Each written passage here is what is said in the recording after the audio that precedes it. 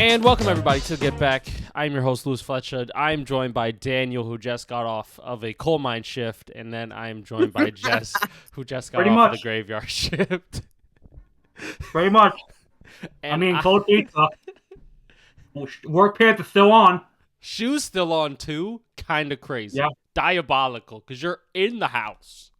Shoes still. Sweating Yeah. like you just came out. It just came out the mines and shit. Look, until I start to feel cold, I'm going shirtless. All right. So just be everyone. You've been warned. That's okay. But you know what wasn't okay? Indiana losing Game 4 to the Oklahoma City Thunder. I watched this entire game, and it just felt like, at least from my perspective, Indiana outplayed OKC. Clear as day.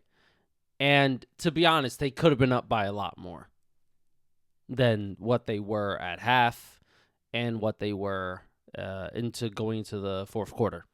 They could have been up by way more.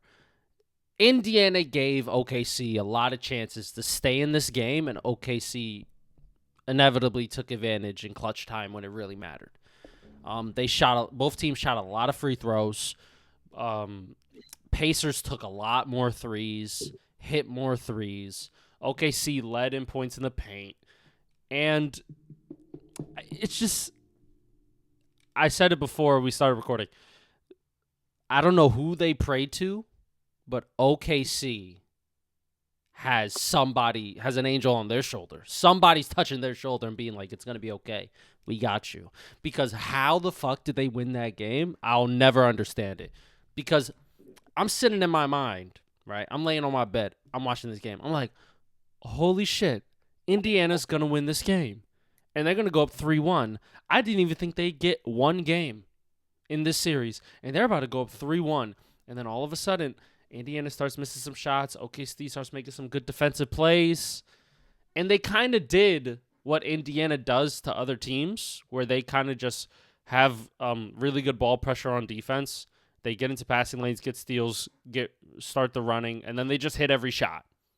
And that's what OKC did in the fourth quarter. And now I will say, there were some fouls that I did not think were fouls. I'm just going to say that. The refereeing in this series is very, I guess, hit or miss, because when you see like a guy going into the paint and like it looks bad, but like they don't even really touch each other. So it's like, how is that even a foul? They don't even touch each other. It just looks bad. And shout out to OKC, because I don't know how they did it, but they're going to have to play a whole lot better in Game 5 if they even want to beat the Pacers in Game 5, because the Pacers could have been up by more. They could have played better. OKC played better when it mattered most in that fourth quarter and late into that third quarter, and they did exactly what Indiana did to them in Game 1, where OKC was in control most of the game, but Indiana was still close enough to where they weren't really out of reach. So, shout out to OKC. I mean, I don't know what to say. Indiana, you fucked it up, because if they go up 3-1, I think they win in Game 5. But now it's a whole new thing. No, OKC, they're lucky that they won. They needed to win. When I turned the game on, I saw Indiana ahead, and I was like, oh, maybe OKC's not going to win the finals. Maybe this is Indiana's year. And I was like, it'll be something if they pull it off. And they pulled it off, and they're going to be back in OKC. So if you can't lose this game now. You didn't it's no sense to win this game just to lose that game. I feel like you set yourself up. So they're lucky they won though, because they were about to go home. Clearly this is not like a runaway series that a lot of people thought it would be, which is good for the game.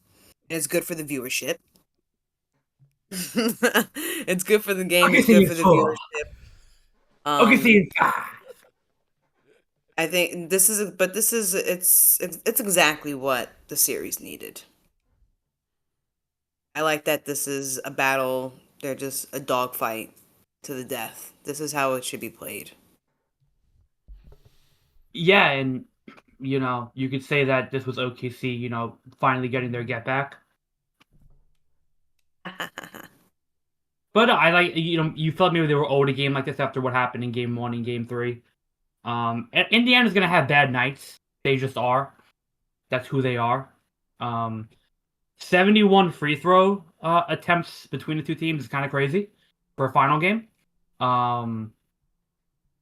But yeah, I mean, just looking at the stats, I barely watched the last 2 minutes of this game. I had the audio on, but just going over the stats real quick. Points in the paint, something that OKC never does, which is pretty surprising. Alex Caruso, another great game off the bench. That's part of the secret sauce, I think. I feel like that's been unlocked. Um, I think the big number is OKC not shooting well, but still finding a way to win. 3 for 17 from three, and still finding a way to on the road eke out a victory. That's a very important testament to these playoffs. You have to be able to do that in the finals. You have to, and finding a way to win in that kind of situation is huge. So that's a very good marker for them. I think we severely underestimated this Indiana team in terms of how they could score and play defense. I think we extremely overrated this OKC firepower and their defense. So I think we've kind of evened out.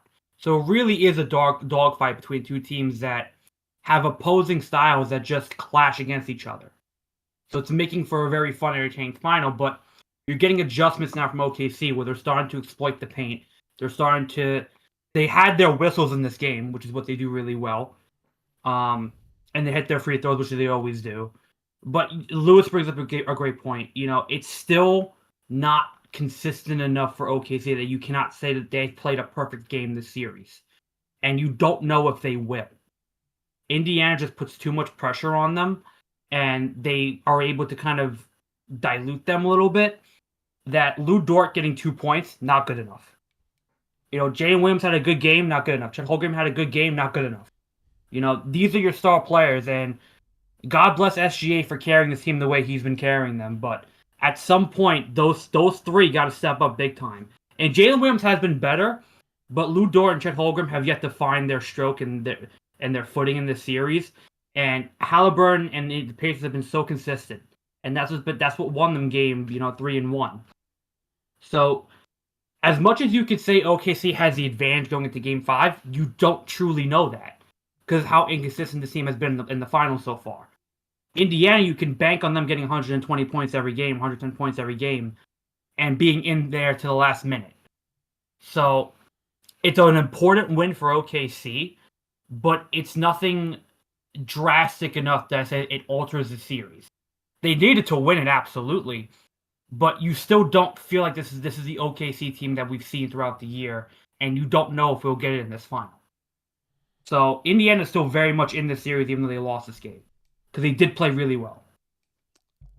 Vishnu, Allah, Muhammad, Jesus, our Lord and Savior. I mean, Mary, Joseph. They gonna need all of those Holy Spirits to touch the shoulders of SGA and touch the ankle of Chet Holmgren and to touch the lower back to buttocks area of Jalen Williams to heal them up for Game 5 so that they're even able to have a good game. Because it's so... Honestly, yeah, I was glazing this team. I was glazing OKC. Honestly, very hard. You were. Hard glaze. I've never seen you do that before. I feel like a lot of people were.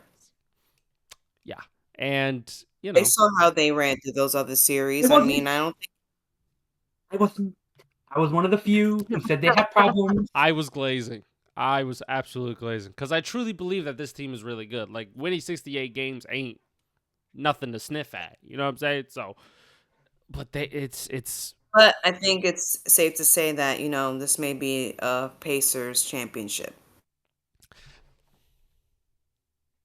This was a big win for OKC, so maybe the tides may be turning because they did play fucking awful. Okay, they did play awful, and they Well, I still got think the for them win. to take the series, they would have to completely dominate them at home to reassert themselves, and they have to. You have to like, what's that word I'm looking for? Like, take this, take. There's a word for it, but this phrase is basically they got to take the wind out of their sails. They have to like knock them down a few pegs on Monday. Mm-hmm. So when they do play them again for Game 6, or because it'll be Game 6 if OKC wins, you know, Well, Indiana's maybe panicking. You want that them to game start six in like being Indiana worried. is gonna be ultra packed. Like that place is gonna be absolutely buzzing. Whether they're going for Of a course. finals win or trying to stay alive for a game 7. So Indiana guarantees that. All the pressure now shifts to OKC in game 5, where you cannot let Indiana have a chance to win scenario at home.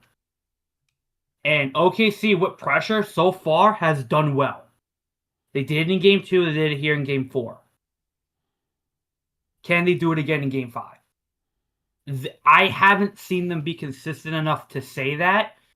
But again, they are the better team than Indiana. They just flat out are. So even on an off night, they could find a way to beat Indiana. Can they do it again? I don't know because I haven't seen it. If I was a betting man, fuck, it's so tough because it's like, OKC is the better team, but then they could just easily lose. If I was a betting man, I would. Okay, if Alex Caruso gets more than 15 points, OKC's winning the game. That's a good barometer to look out for. If that bald guy who won a championship with LA back in 2020 has over 15 points, OKC's winning this game. No questions asked. Boom. But like, man, Indiana, I just think that they're playing real well right now, and they're playing above the expectations that, granted, I thought that they were, and maybe the rest of the world thought they were. So, you know what? I'm going Indiana game 5. Fuck it. Last second shot. Fuck it. Why not? Indiana wins. Stunner. Upset. Oh my God. Going back home for game 6. Fuck it.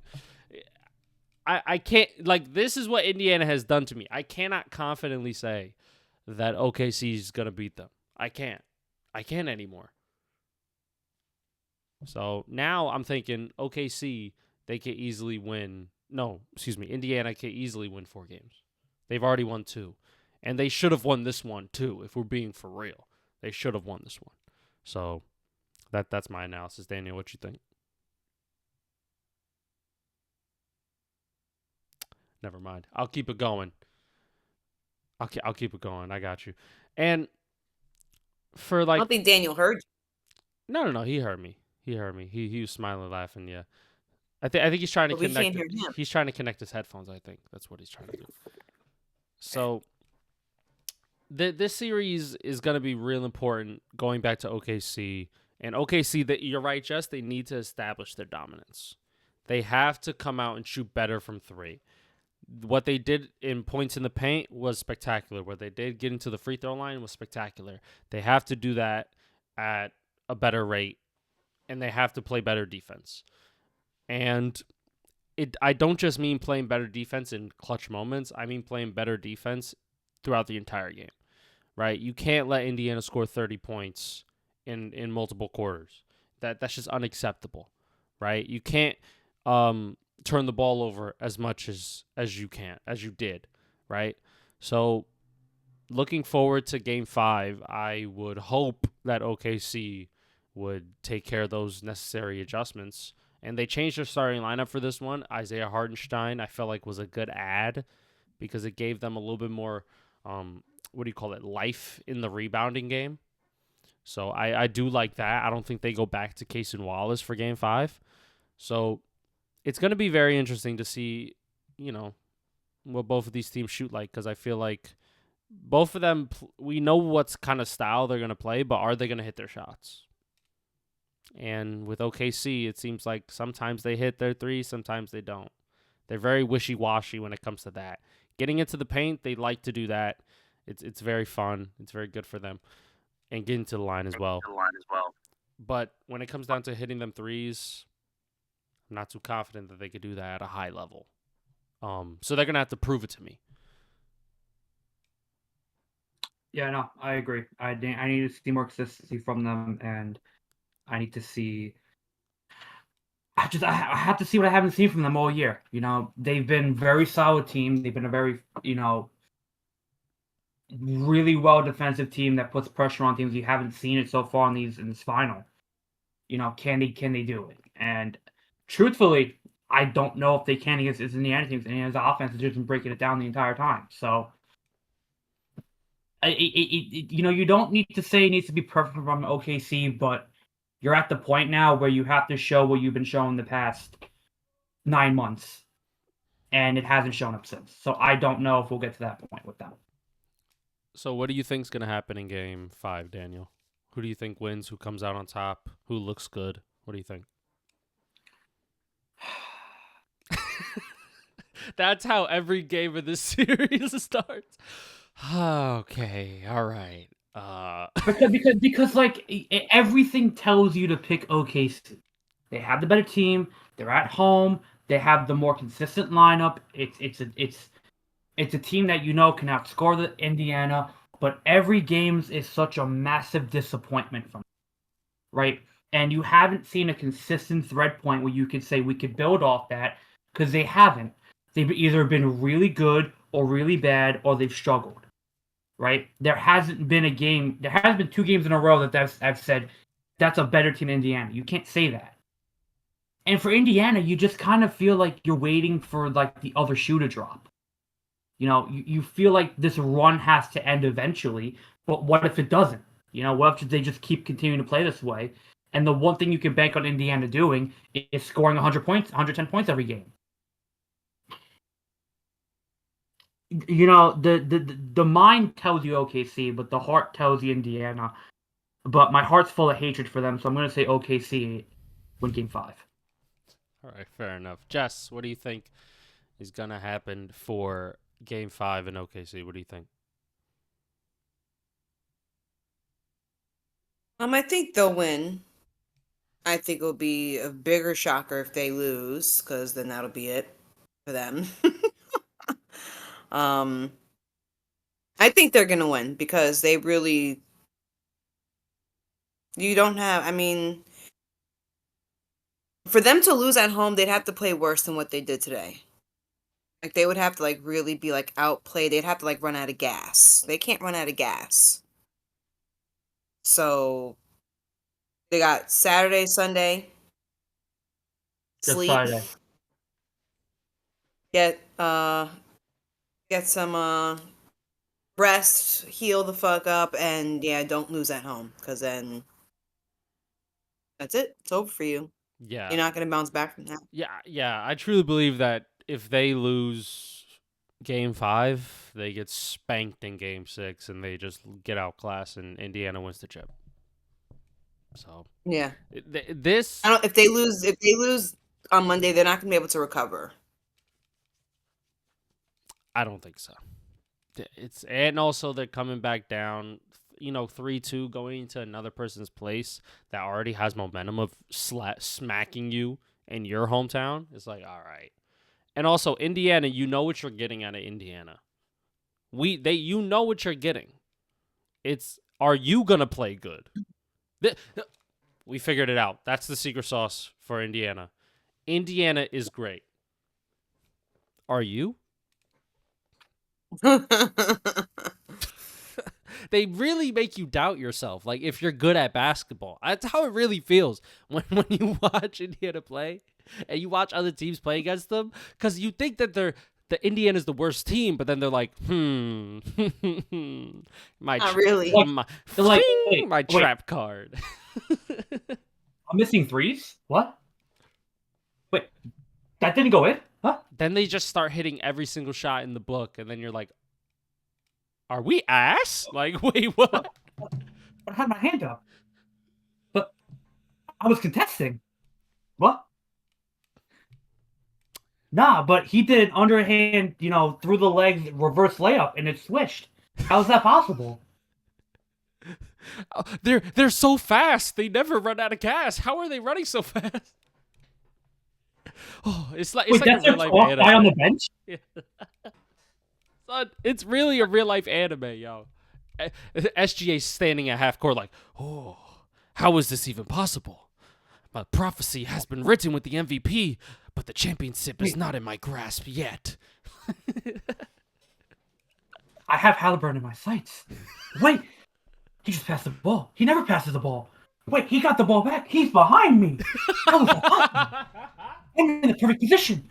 Now he's flying through the air. This can't be. It's supposed to be my moment. My thing. My championship. They've already hit 3 threes by the time I've had this fucking sentence finished. What? But that's the game 4 reaction. There we go. It's honestly the luck. I've never seen luck that crazy in basketball. Shout out to OKC. They had luck on their side. I don't know how they won that game, respectfully. So, shout out to them. Gonna be a good game 5. This series has been fantastic, by the way. I love every second of this. No team truly has really dominated, except for maybe game 2. But even then, it's like Indiana. They still feel like they're in it. So it never feels like they're truly out of it, or it's like a domination. So I really like this series. I enjoy it. So that's been our reaction for the finals. There we go, guys. We did it. We did it. It's late as fuck at night as well. It's about to be noon. So there you go. 20 minutes in. Noon. Yeah. Try again. Any other basketball news? We have the Knicks with their coaching carousel happening and during this whole offseason. They you know what it's like? They're at a party and they're single. And what they're doing is they're going up to women whose husbands are in the bathroom. And then as they're talking to the women, the husband comes out of the bathroom and they're like, "Excuse me, sir, that's my wife." And then they're like, "Oh, my bad." Walk away. Because every single team is coming in there like, "No, you can't speak to my head coach. What do you think this is?" Like, no. "Excuse me, sir, this is my coach. Please back off before you get punched in the mouth." "Oh, okay, my bad.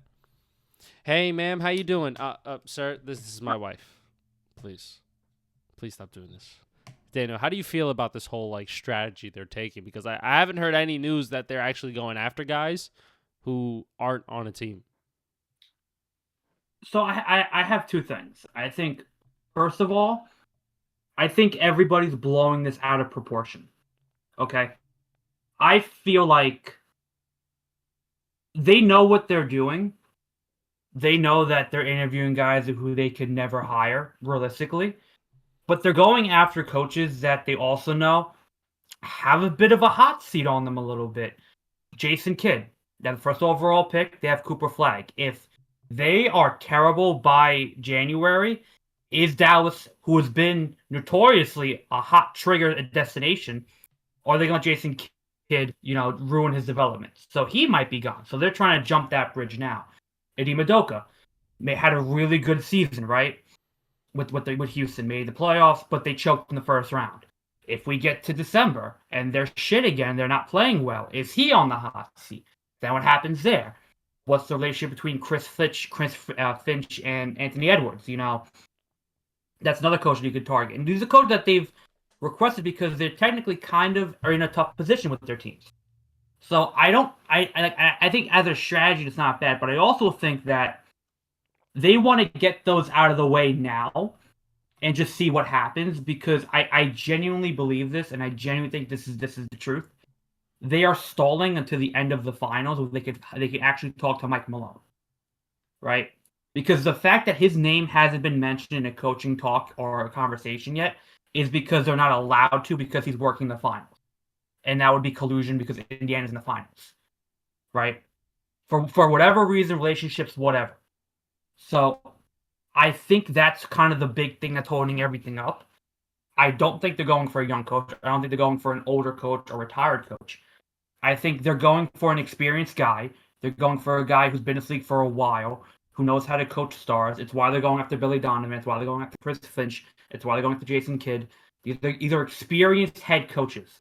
They wouldn't pivot off that to a young up-and-coming rookie. And the only guy left on that list that fits their bill is Mike Malone.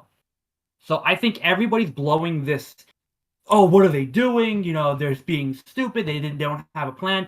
I think they have a plan. They just kind of wanted to test the waters a little bit. And I think that Leon Rose was an agent before he was the president of basketball operations. And most of these coaches, he was their agent for. So maybe he knows something that a lot of teams don't about what's going on in their organizations. And I think from the names I mentioned before, you make a great point. Jason Kidd, Ime Udoka, Chris Finch, just to kind of, see where they're at. Not to say that he would hire them, but you never know. What if Minnesota really wants to get rid of Chris Finch? What if Rockets aren't sold on Ime Udoka? What if Jason Kidd really does not want to be in Dallas? So I think there are. It's not they don't have a plan; they can't execute what they really want yet. So I think this whole thing's been blown out of proportion, and I think eventually, once the final ends, we'll start to hear more about Mike Malone and his name coming out. Yeah, I agree. I think, it's just kind of funny because it's the Knicks. I truly think that people are like, if this was like the Charlotte Hornets, nobody's gonna be talking about this. But since it's New York and since they fired their coach and they haven't had any talks with Mike Malone, as far as we know, people are like, oh, they're just shooting their shot at just any coach that breathes, pretty much, and that is good. But I agree with you. I think they're waiting to talk to Mike Malone. I think they're just testing the waters as well. Like, why not, right? They probably are already in talks with Mike Malone. It just probably hasn't come out yet. But they're actively. Because there's a very strong possibility that maybe they aren't talking to Mike Malone. They may want that to happen, but who's to say he wants to leave? You need to talk to anybody. What you mean leave? Interview as many leave what? Media? I'm just saying. Okay. No. But why wait? I don't think they're. Well, the thing is, I don't think they were allowed to talk to him because he's working the final.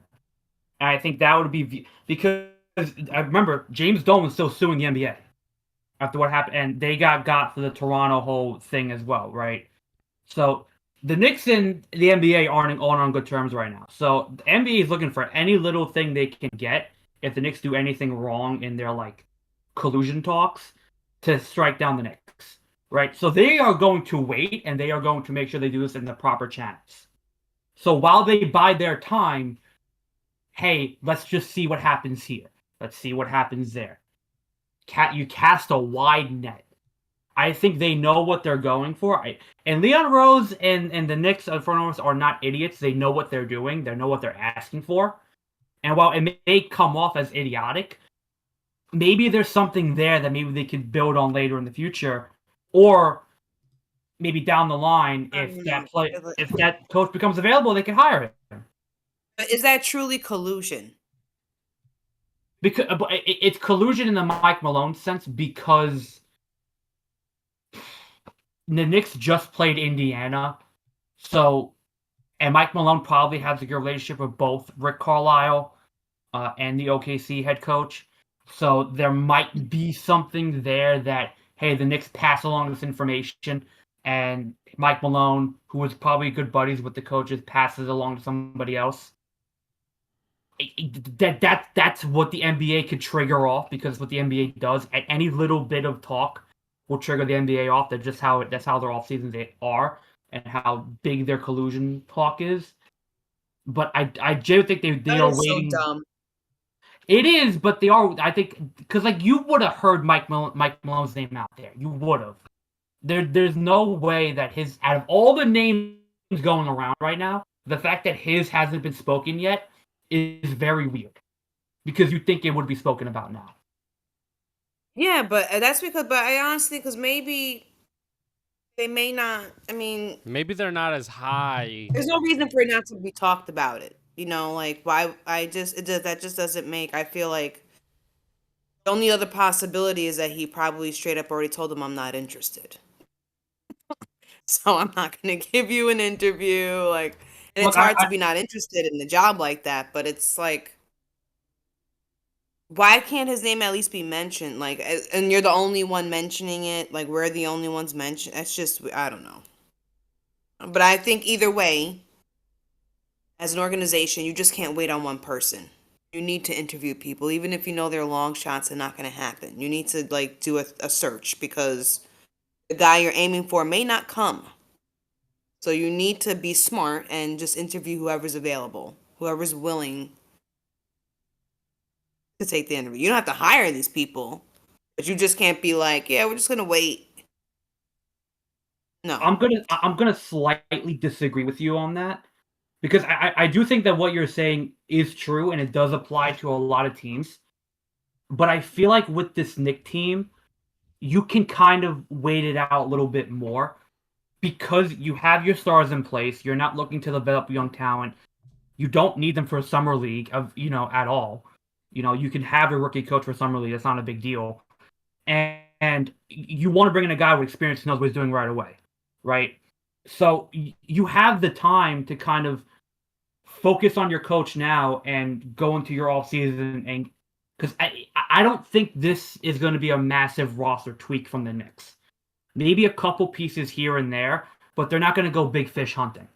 So their priority is going to be the coach, and they're going to wait to hire their coach because they're not going to focus on Giannis. They're not going to focus on KD. They're not going to focus on trying to trade Cat. I don't believe that. I think, and again, I agree with you, Jess. If it was any other team that needed a coach, but because the Knicks have their stars and they have their roster already set in stone and they know what they're going to do, you can allow them to kind of have a little bit more time to figure out their situation before they start their off season.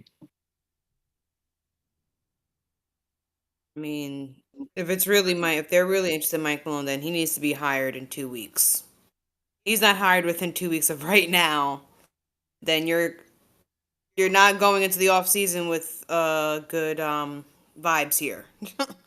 Yeah, you're gonna give yourself a bump in the road unnecessarily. If he's not Like, interviewed a week after the final, then there's a serious question. I will take back everything I just said. And I would say there's a big issue going on in that room. But I truthfully don't believe that. I think after the finals are done, we will hear Mike Malone win for the Knicks. I'm making that statement now. OKC, Indiana, hurry up and finish your darn stupid series. For what? A gold trophy? Ooh, you guys are so special. stop hating. The Knicks need their coach, guys. They need him. Please, just hurry up. Wrap up your little childish game or whatever so the Knicks can get their coach. Now, I'm not going to lie. It does look like the Knicks had no plan because it's like, why aren't you just like going after people who aren't on a team already? I get it, like, hot seat wise, but like, you could just wait until they're off of the seat. You don't really got to talk to them now. I mean, it's only a story about the denying thing because it is the Knicks, but then it also gives off the sense that you don't have any direction. Because it's like, well, this is the first story I'm hearing about you guys and coaches. What the fuck are you doing? Just go after these. I would rather really hear a story about you have a suspect. meeting with Mike Malone and a guy who wasn't on a team. I think it's real dumb, and it's a lot of excuses. He's not coaching anywhere right now. He is available. Like, enough with the conspiracies, the collusions. Go fucking talk to him. Let me pose a question. This is the only sport this shit happens in. I feel like if this was the NFL, his ass would have had a job already.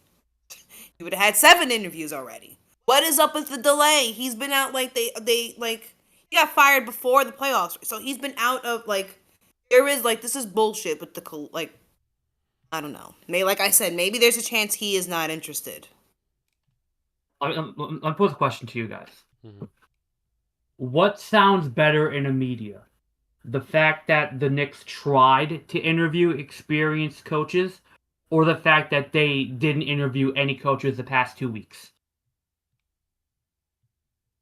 What sounds better? It sounds Sounds better better. when it's the Knicks. It sounds better when the Knicks say after 2 weeks after firing their coach, they have a new one, Mike Malone. Like that's what sounds better is that you actually went for the fish that you wanted to get. That wasn't my question, but that wasn't my question. My question was what sounds better? Them sitting on their ass for 2 weeks doing nothing, or them trying to interview experienced and well-established coaches I said that that could it's fit good with that this team? I said that it's good that they're interviewing other people, but it just doesn't make sense that they're not interviewing. It just no matter how you slice and dice it, it does not make sense that they are not open or voluntarily like putting out Mike Malone's name. I That guarantee just you, doesn't make sense. if these stories didn't come out and the Knicks weren't putting out any content about who their coach was, they'd be getting a lot more shit for it than what they're getting right now. I I guarantee mean, you. I just feel like I don't get why they're not. The only thing that makes sense is because what type of shit is that? You're out the league, we're out the playoffs. Why do we have to wait to the end of the season when these other two teams play for us to have a conversation? Like that's like I Because don't he's know. Like working for the NBA right now. He's working for ESPN right now. If he wasn't working for ESPN, I guarantee you he'd be interviewed. I promise you. And he would be high wasn't within the JJ league. Redick fucking working for ESPN when the Lakers interviewed him and hired But he him? wasn't working Like the what? final. He was working first take with Stephen A on a Tuesday. That is Okay? true. That's the difference. That is true. JJ Redick's not best friends with all the coaches in the league like Mike Malone is. Mike He's been Malone, working with ESPN for 3 weeks. Like enough. Like it's still not a good excuse. It's still not a good excuse. Yeah, What type of it's contract not. does he have You tell that's ironclad and he can't help? you Like, come telling me on. we can't get him on a Zoom? Just at least for the you initial can get talk. him on the Zoom, We but can't you get have him to on make a sure the Zoom. NBA doesn't know about it. This is the problem. You have to make sure the NBA doesn't know about it. Is that a real And rule? I I'm not don't get why the NBA can't know about. That's so dumb. Is that a real rule? looking for any excuse to That's punish what I'm the saying. Is Knicks. that a real They're rule? We begging have to for find it. out if this is. We have to find out I if this don't is know a if it's real is it rule. a If it's a real rule? real rule, then I The understand. If NBA has not, gone the Knicks for collusion before. They did it with Rick Brunson. They almost sued because the Knicks hired Rick Brunson before they brought in Tom Thibodeau. Look it up. That's a true story. They got on the Knicks for hiring Rick Brunson. They almost tried to do it. They almost been like, oh, Rick Brunson can't be here because that's collusion. He was already a member of the Dallas Mavericks staff when you talked to him. The NBA is looking for any reason to get on the. I promise you. And the Knicks don't want to deal with it that's anymore. stupid. And if I was the owner of the fucking Knicks, I'd be like, fuck the NBA. Unless it's a rule in the book, He don't said tell me who I can and can't fucking interview. James Dolan is actively suing the NBA, like actively suing them for defamation, or not defamation, but like I don't know, but he's suing the NBA for something. We'll see. Huh. It okay. So while interviews and discussions can happen, coaches cannot be officially hired until their current team is eliminated from the playoffs. Well, this doesn't apply because he wasn't on a team during the playoffs. So Exactly. yeah, So it's like, what? in-person interviews are generally Rule not doesn't- allowed until the coach's team. Yeah, oh yeah, they could easily bring him in. I don't know why they're not. Nothing that was said on Google told me that they can't. So they could. They can't. I mean, there could be. Look. Unless go he on really Google wants to have AI? fucking ESPN's back for fucking whatever. He doesn't want to be a media personality. Lewis, I'm going to be a little critical of you. Did you go on? Did you click on an article or did you go on Google AI? Whatever it said first, the overview, yeah.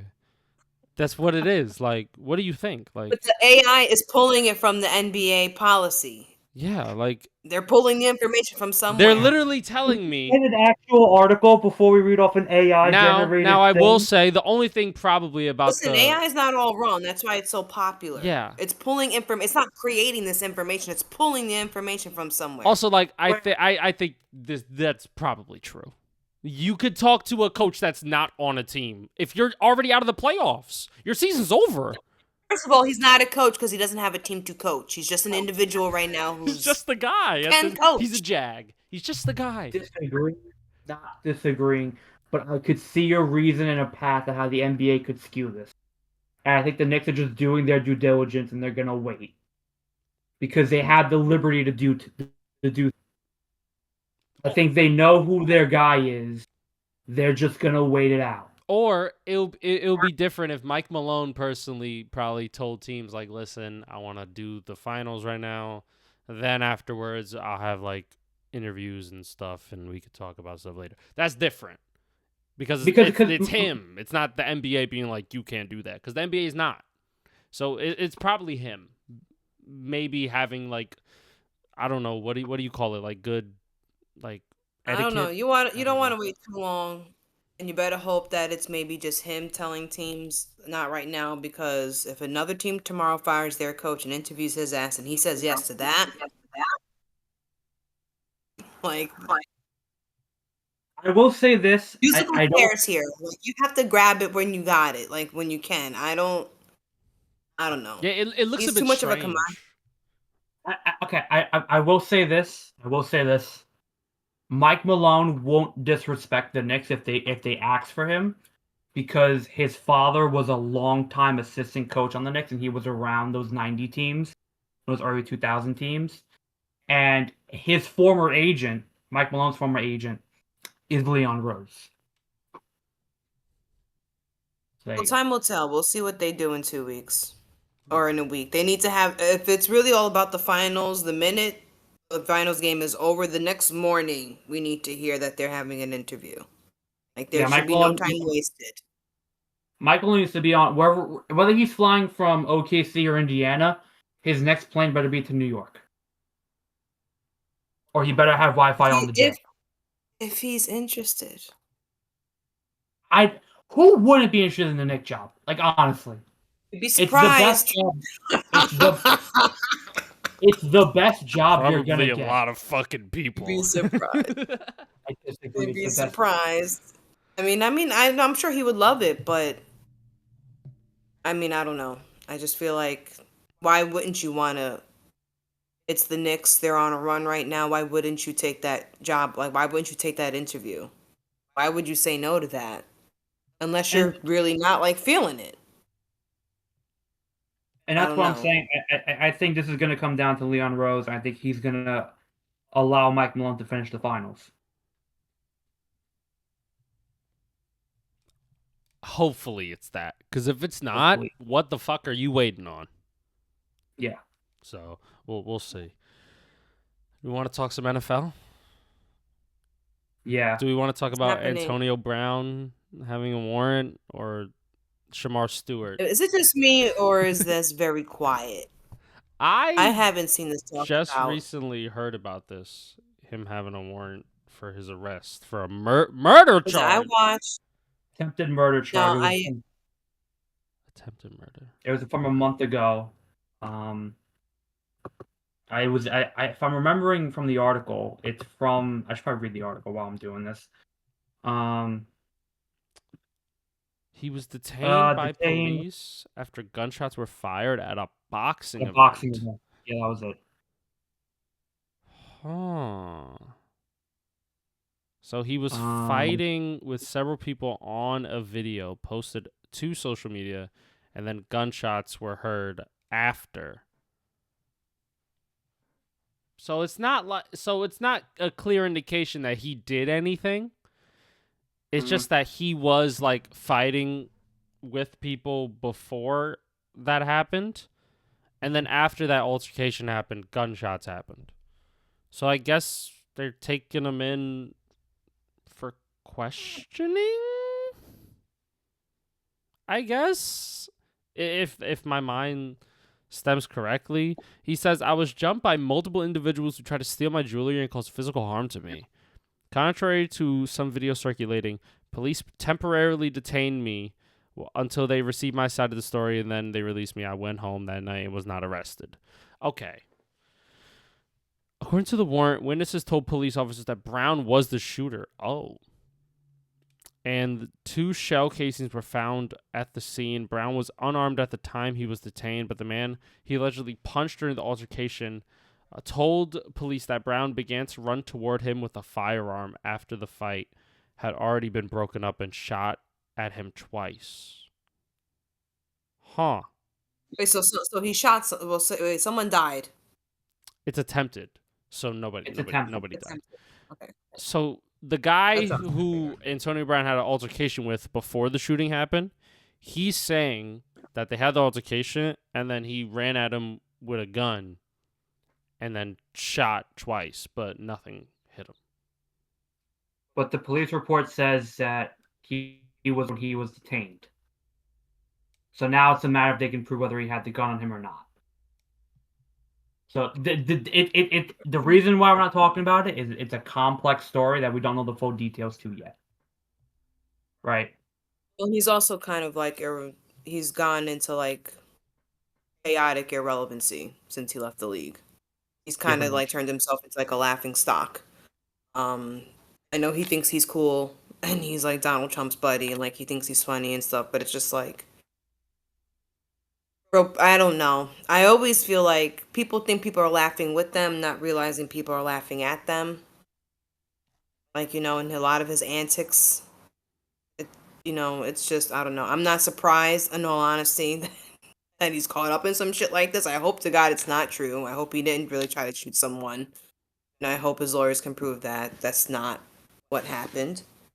But I'm not surprised he's in some shit like this. He seems like he's got like this very spontaneity,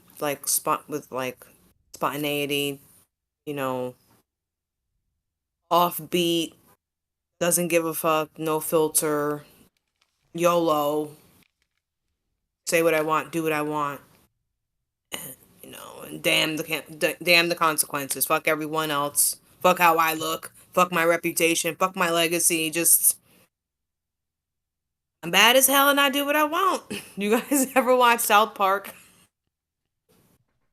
Well, there was an episode where Cartman pretended to be like these badass girls who go on like Maury.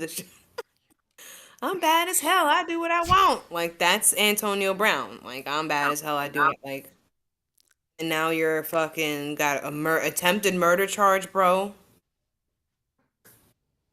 Now imagine if you were like that was a few years ago, so I don't know if he would still be in the NFL, but like imagine if you were still focused on something. I mean, if he was on the Chiefs, then it wouldn't be that much of a story. Yeah, because this happens to all Chiefs receivers. They somehow get into trouble, and then somehow... But he's not on the Chiefs. But he's not on the Chiefs. He's not on the Chiefs. But if he was on the Chiefs, he would have been acquitted of all charges. He would have been fine when playing with Sunday. Man, this was like 4 years ago that he left the league, right? It's been like 4 years now. Well, let's just correct it. It was he quit on the field. Well, he quit on the field. That was like 4 years or like 3 years ago. Yes. So there's a chance he would still be in the NFL, right? Because he wasn't downtrending, was he, when he was playing? I don't think so. Was he? I don't remember. He was an older guy, but he was still like somewhat productive with Tom Brady at the helm. I mean, in that Super Bowl, he was pretty intricate in helping them win it. I think he scored a touchdown, I believe, in that Super Bowl as well. He had a couple good catches, but because his last 3 years, his antics were taking over. Like, so you kind of like stop thinking about the football and it's just like, oh, what's he doing in the locker room today? What's he saying today? Like, who's he arguing with today? Like, what's his coach saying about him today? I feel like if you were still involved with football, or if you still had focus, you may have not been in the club fighting people. I don't know. Just a really weird story. Hey, to come out. You want to hear a funny joke I have? The only chief that he knows is the chief of police. That's so stupid. You're terrible. Well, you know what else that is terrible? The Cincinnati Bengals as an organization. They're awful. They can't get it right. You know, when we went when we were talking shit on them a few months ago, when they were like, "Oh, they need to just sign these people already. They just need to extend everyone's contract," and they did. And then we were like, "Oh shit, we're talking all that shit," and then they kind of fixed it. And it's like now it's like, no, we were right in everything we were saying because you guys still prove that you're fucked up, dysfunctional. Don't know what you got, like I don't know. That clause they put in that rookie's contract. That nobody else has ever put in a contract before, by the way. This is the first time we're talking about. So Nobody else has ever put in a rookie deal before. I'm gonna do some explaining for the audience. So Shemar Stewart, first round pick number 17, I believe. He was a first round pick, so obviously, the contract comes in, right? Defensive end. Sometimes people sign Defensive end. defensive end as well. So 17 pick, he already knows pretty much what his salary is going to be. So this is why you have lawyers and agents read stuff for you. Good lawyers as well. They read in the contract that there is language alluding to the fact that if you are injured, we could just void your entire guaranteed Not just money. injured. If you're bad, if you mess up, period. Like it's not just to injury. From what I understood, it's not just injury. It's like if he makes a mistake off the field, like if he, like any slight misbehavior, that they would just void everything. Why him? Out of all the first round picks, him? The why take him? Well, here's why. Right? They know that the Trey Hendrickson, they're not going to re-sign Trey Hendrickson. They know that they don't have the money for him, so they're trying to find a cheap replacement. But they're also trying to find an easy way out for when they have to replace Stewart, right? So they're trying to proper thing, which is rotate your defense to get younger every year. But then you do shit like this, where like, why are you doing that? I need to put out an announcement. What? Joseph, if you're listening, Joe Burrow. I don't know what you need to do, what magic needs On to this happen, but lovely you need Saturday to get the morning. fuck out of Cincinnati. You need to get the fuck out of there because someone with your talent cannot fuck around with an organization like this. Like, this is ridiculous that they're having these issues.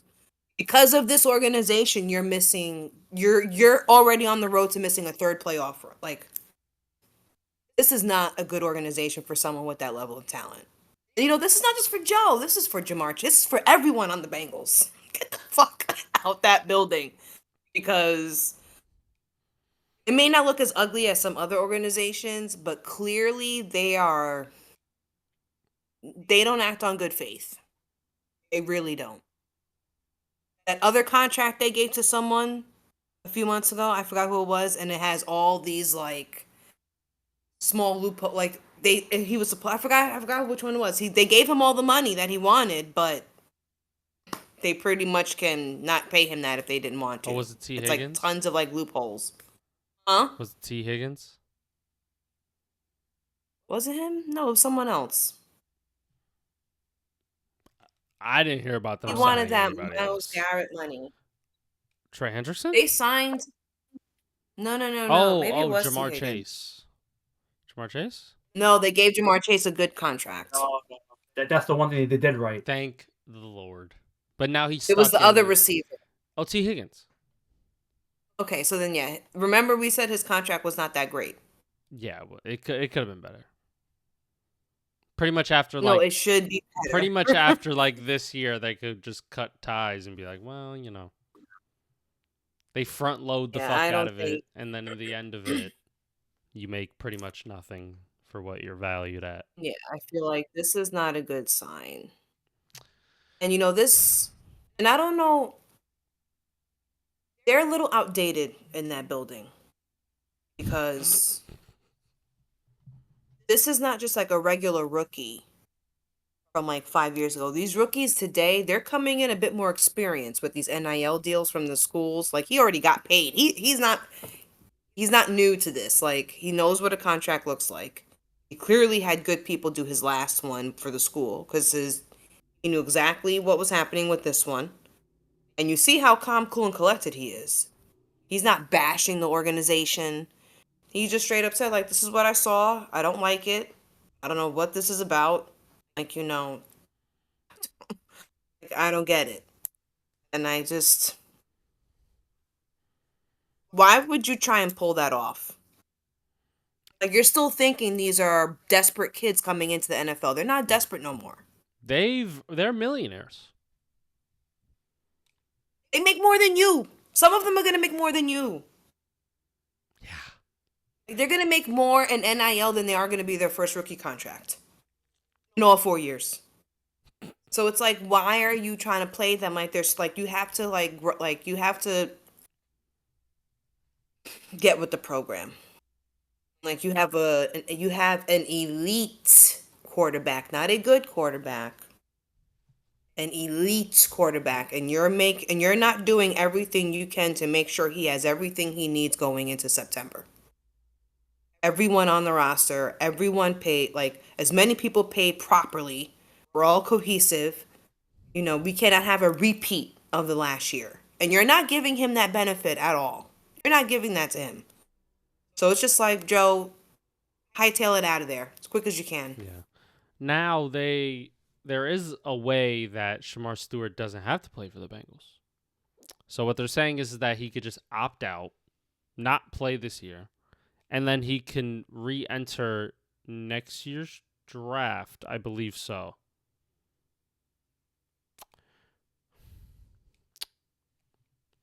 No, I think they'll fix it. They fucking better. Because ain't no. Can you imagine They have if he has to now they re-enter? got egg on. Now they look stupid. Those kind of contracts. You look stupid. You shouldn't just be able to just avoid their whole entire fucking thing because of an injury. Like that's fucked up. Like there needs to be rules and regulations for this. Right? But we have to check it out because it's not just an injury. It's more than that because everyone has clause about injuries. It's just the fact that he just can't mess up. He can't do anything. Like there's like a weird clause. It's I don't know. The lawyers looking at this like they really thought that we don't read. They could see. That we weren't. But that probably proves a lot of players, resistance when it comes to like how they deal with their own agents because for many years people talk about how agents and the organizations are in cahoots. Your player's not going to read this contract. He don't know this shit is in this contract. I scratch your back, you scratch my back. I still get a percentage off this deal. My fucking part is guaranteed. So yeah, he don't got to know that this little clause is in, and that's why they get so shocked when they realize there's something in the contract they can't escape. Yeah, because your fucking lawyer and your agent didn't give you the heads up like they're supposed to. So shout out to these people who not gonna let him go out like that. A lot of people would have convinced his ass to sign that fucking deal. A lot of people. Yeah. So to be honest, if I'm him, if they don't fix it in a world where he calls their bluff and he's like, okay, you're not gonna okay, I'll just sit out. I'm already a millionaire. I'm good. I mean, but okay, that's an option. You can sit out because you are a millionaire. But the point is, you want to make more millions. You don't have that type of millionaire where you can sit out forever. You're still young. And next year's draft, we don't know what next year's draft's gonna look like. You don't know where you're gonna fall. You don't know who's gonna be looking for you then. Anything can happen to you between now and then. So it's like I don't know. See, it's just a tricky situation because I don't know if that's the best advice to just sit. But then it's like, why show up if you don't want to play under the contract that they're still going to give you?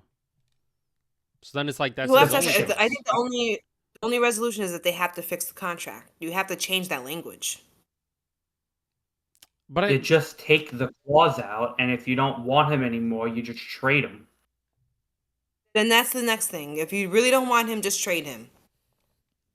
I mean, if I'm him, take the deal, take the guaranteed money, and then just sit out still. He has that option as well. Say fuck that shit. You guys give me the shit contract for fucking 4 weeks. I'm just gonna sit out for 4 weeks. Yeah, give me all my money, stupid. Like, why even? I don't understand. Like, why draft somebody? Like, if this was another rookie, would it be the same thing? I don't know. We don't live in that alternate universe. But then it's like, it's kind of strange. Like, was this the contract you were finna offer to your first round rookie? Period. That's horrific. Clearly, because why would they single him out? I mean, if he had trouble, this would have already come out. If he was like a locker room problem, if he was an off the field problem, I'm sure this would have been talked about. So, what is your hesitation? I honestly think this is not necessarily personal to him, just personal to a rookie for their team. The Bengals are not trying to pay people. Awful organization. They're awful. Would never want to play. Yeah, in order to keep Joe Burrow from fucking burning down the building, they gave him what he wanted. You know, they signed a few people that he wanted, and okay. Joe, shut up. Yeah. We're still the owners, right? We're still that. So you gotta Get out. You gotta pony up. This is an episode of NFL Get Out. Yeah, it's strange. Like, why? Joe Burrow, he's just standing there staring like, you gotta go. It's not good here. It's not right. It's messed up here. It looks good, but it's really not. I'm telling you, please don't sign here. No, where should Joe go? Where should Joe go? Let's find him a new team. The Jets. Anywhere. No, the Jets would destroy him. We don't know how to handle something like that. I don't care, but Jets. Go to the Steelers and just ruin the Bengals' careers for the rest of your career. Just ruin their life twice a year, every year for the rest of your career. Go to the Steelers, and you'll probably make the playoffs every single year. And then he'll just lose the first round every year then. Well, with that actual good quarterback, they maybe would, maybe win. No, I think Joe. Right, guys, come on. Yeah, the Steelers right? need someone like Joe Burrow. The Steelers need a Joe Burrow. They need a quarterback to elevate I still don't think they're a terrible organization. They just haven't gotten it together in a while. I just think that they're missing electricity. They're missing fire. And Joe's got it. And to be honest, I think I don't know, because it's not they don't really scream offense, but I feel like that's probably clearly that's what you're missing.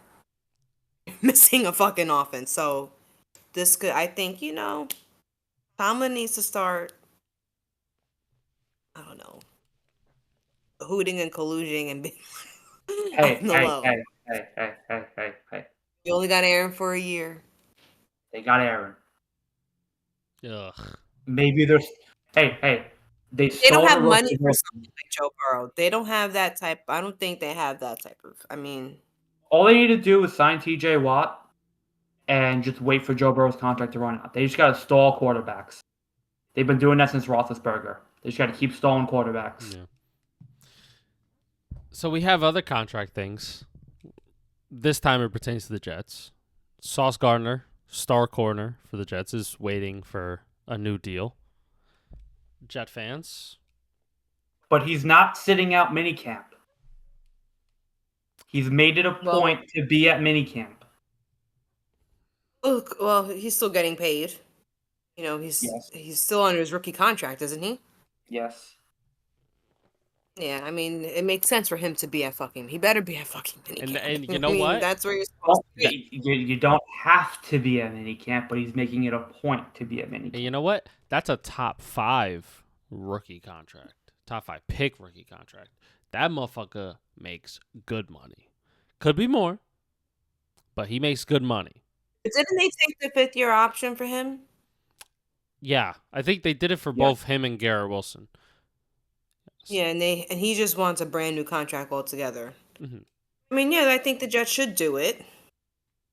I don't see why they would not. I mean, I don't even know. I'm afraid to talk about what they can and should do. I don't know. Well, okay. I will play the pessimistic side like I always do. Right? Sauce had a really bad year last year. Arguably the worst year of his career. The whole Okay? team had a bad year. Whole team had a bad team. year, but he was singled out the most. He got caught out in coverage a lot. He wasn't in his good. He didn't have good zonal coverage last year. He was good on man to man, but he was not like the number one corner that you saw the first year and second year, right? So it was not a great year for Sauce. Now Sauce is saying, or the idea is that he would get a deal similar to what Derek Singletary or who's the guy on the Broncos that I'm forgetting right now? Pat Surtain. Pat Surtain, a deal similar to that. Mm. I think that might be too much. That's a 3-year, $90 million extension. I don't think he's worth that. Now, he still has 2 more years left on his contract. And this is a new regime. It's a new team. I could see them just kind of saying, let's see what happens this year. And then we'll see what he gets next. Because I think right now Sauce needs to play for that type of contract before I give it to him. Now, he's a really good corner. I'm not saying that he, is terrible or that, he's not worth that money. I think he could be. But, his low bar is a second string corner or like a number 2 corner, right? Until he could prove to me that he could be the number 1 corner on his team again, I'm not confident to give him an extension. And while I do think it is cool that he wants to be a Jet for life, I do think it's important that he wants to be a Jet for life. I think there needs to be a stance here where you can't reward mediocrity, right? You can't reward somebody for having a bad year and say, here's $90 million, and try to bank on them doing it again because you just don't know. If this was the last year in his contract, I would be pushing more for it. But because he has a 4th and a 5th year, or this being his 4th year and a 5th year still to go, I would see what happens this year and see how good he is before I'm willing to dish out that kind of money for him. Now, how much would you pay Sauce Gardner right now if you had to extend his contract? $345. I agree with you. I think they should let him pay. Hold on. You know me, I'm very stingy on contracts. You know this about me. 3 years for $45 million? That's $15 million a year. How much I want to get Brock Purdy? Do you know how much? I got these cornerback contracts. So you're telling me he's getting paid less than DJ Reed, Christian Benford, Demondor Lenore, Travarius DJ Reed was Ward, better than him last Paulson year, bro. Adebo. He's getting paid less than Paulson Adebo. Stop. DJ Reed was better on the team last year than he was. I will say this. I think they should let him play this. Make him. Let's see how he does this year, because I do agree. Maybe let's not give $90 million to someone who had a mediocre year. That part I agree. However, you cannot expect to build a good roster to keep good players and pay them only $15 million, Daniel. This is why the Jets can't do good things, because we always trying to fucking shortcut gyps. Like, no. If he has I'm sorry that I'm rewarding him what he's worth. That's Okay? crazy. Listen, DJ Reed was a better cornerback than he was last year. Listen. And you know me. You know who I am with contracts. I'm very stingy and I'm very strict about them. You're a terrible owner and GM. You guys think that players should play for free. You're damn right. I just started working. I'm very broke. I don't have money to dish out. If I was the GM, I would pay him probably within. I'm not paying him $30 million. I don't think he's worth $30 million. Jair Alexander more than 15. Yes, 100%. Jair Alexander gets paid $21 million. I think that's the minimum that I would go. It's $21 million. I'm not going to 30, so maybe $21 to $25 million a year. You know what? We'll meet in the middle. I'll go up to 18. You shut up. I would make him play this year. I'm never hiring you for an organization. I would see how well he does. If he has a great year, we can talk numbers. I'm not going to give him 18. If 21 is the minimum, we can start there. If he has a great 30, year, then I will bump the offer 30 up to maybe push it. 25 But if very he has a easily. good year, if he has a very good year and he outperforms half the people that Lewis just named, you got to pay. And you want to keep your team, you want to keep him as an asset. You want to hold on to his skill level, not trade down. Then yeah, you pay him. You make a decent contract for him. Be- You be- have to do something. I mean, I feel like the Jets. We need to stop. We need to stop it. All of our bad decisions keep hurting us, and being cheap, it should not be like no. If he plays bad, then yeah, don't pay him. If he has another year where you're underperforming and you're just like it's impacting if, the team terribly, then yeah, you're not gonna get paid. Fuck that. But if you play very well, like yeah, no, we can pay you something. Something. I want a good team too. Shit, what the fuck? because here's the thing, Because if you right? don't want to pay him, if you don't want to pay him, and another cornerback gets paid way more than that, are they just willing to pay for that person to come? No. Here's the thing, So it's like right? no, like Here's I the don't know. thing, and here's my thing, right? I don't think Sauce is a bad cornerback. I think we've seen how great he can be. Right? I think he's got all the tools to be a star cornerback in this league. Did he take a step back? Was the circumstances really, really dire? I think so. Right? So I think with a new regime and a new fresh slate, I want to hope for the best. I do think that the worst we plateau with Sauce Gardner is that he's a number 2 corner. And that's not necessarily a bad thing in this league. Okay? Now, if he is proven to be a number 2 corner, that's where I will back up my $15 to $18 million a year. But if he proves that he could be a number 1 and that he has a dominant year again, then we could go to 25-30. I think those are the two extremes I see Sauce Gardner going towards this season. Okay? I don't think he'll ever be worse than a number 2. And I think he could be as great as a number 1. So what is he right now for you? Right now, he's number 2 until he proves to me he can be number 1 again. He's going to be the number 1 corner to start the year because we have nobody else. But he has to play to that level now. Now the expectation that he's given that opportunity, he has to prove it and live up to it. I don't know. I think for me personally, anything below 20 mil is. I look, the Jalen It's Johnson robbery. contract, a $19 million. The Jalen Johnson contract was a steal for the Chicago Bears. They got a steal. You know, I would give him maybe the Jalen Johnson contract to start, see where his head's at, right? See where his $19 million a year, right? See where his head's at, right? If he takes that, cool. But I don't think he should. I think he can get more. I think $22 million a year, I 23 wouldn't pay him is this year. good. I would wait.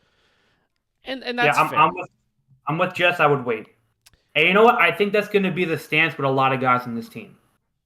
I think Aaron Glenn and the GM are going to want to really look at this roster in the season and pick out who they really feel like they could build off of and build around. So I think we're not going to see a lot of contract extensions from the Jets this offseason, and we're going to wait till next year to see who's really on this team. So they want guys to prove it and earn it, I feel like. So what do you guys do with the Garrett Wilson thing? He also has 2 years, same thing as Sauce. He has 1 year of the rookie deal and then a club option, which for him is $16 million. Right? So you're probably looking for him in the range of like 18 to 20 something million dollars a year if you were to extend him. And, I think with that, I'd be more okay because Garrett Wilson had a pretty good year last year. It wasn't great. It wasn't anything he had his rookie year or the year before. But for the year that was a disaster from the Jets' point of view, he was a standout point in some games. He had a really good game against the Steelers. He had a really good couple of the really 100-yard games in the season. So I do think there was a great receiver in there with the right system and the right quarterback. So I would not be opposed to it. I do think he can be still a viable weapon on this team. And he can be productive. I feel like when it comes to these young players who are obviously talented and obviously good on these, sorry guys, bad teams, Like, I feel like you kind of gotta. You're not obligated to pay them, obviously, but like, you kind of gotta keep as much talent as you can because you are shit. And nobody wants to come there because you are shit. You drafted these guys, they're forced to be there. So if you want to keep talent, you gotta pay that talent because you're not getting talent from anywhere else. But I feel like Garrett Wilson has proven his talent. Sauce Gardner took a step back. Garrett Wilson has been somewhat consistent. Because it's the same thing with Brees Hall. He had a really good year, but he took a step back last year. So now what Brees Hall are we going to get? This is the thing with this Jet team. Can they take that step forward after a really bad step back?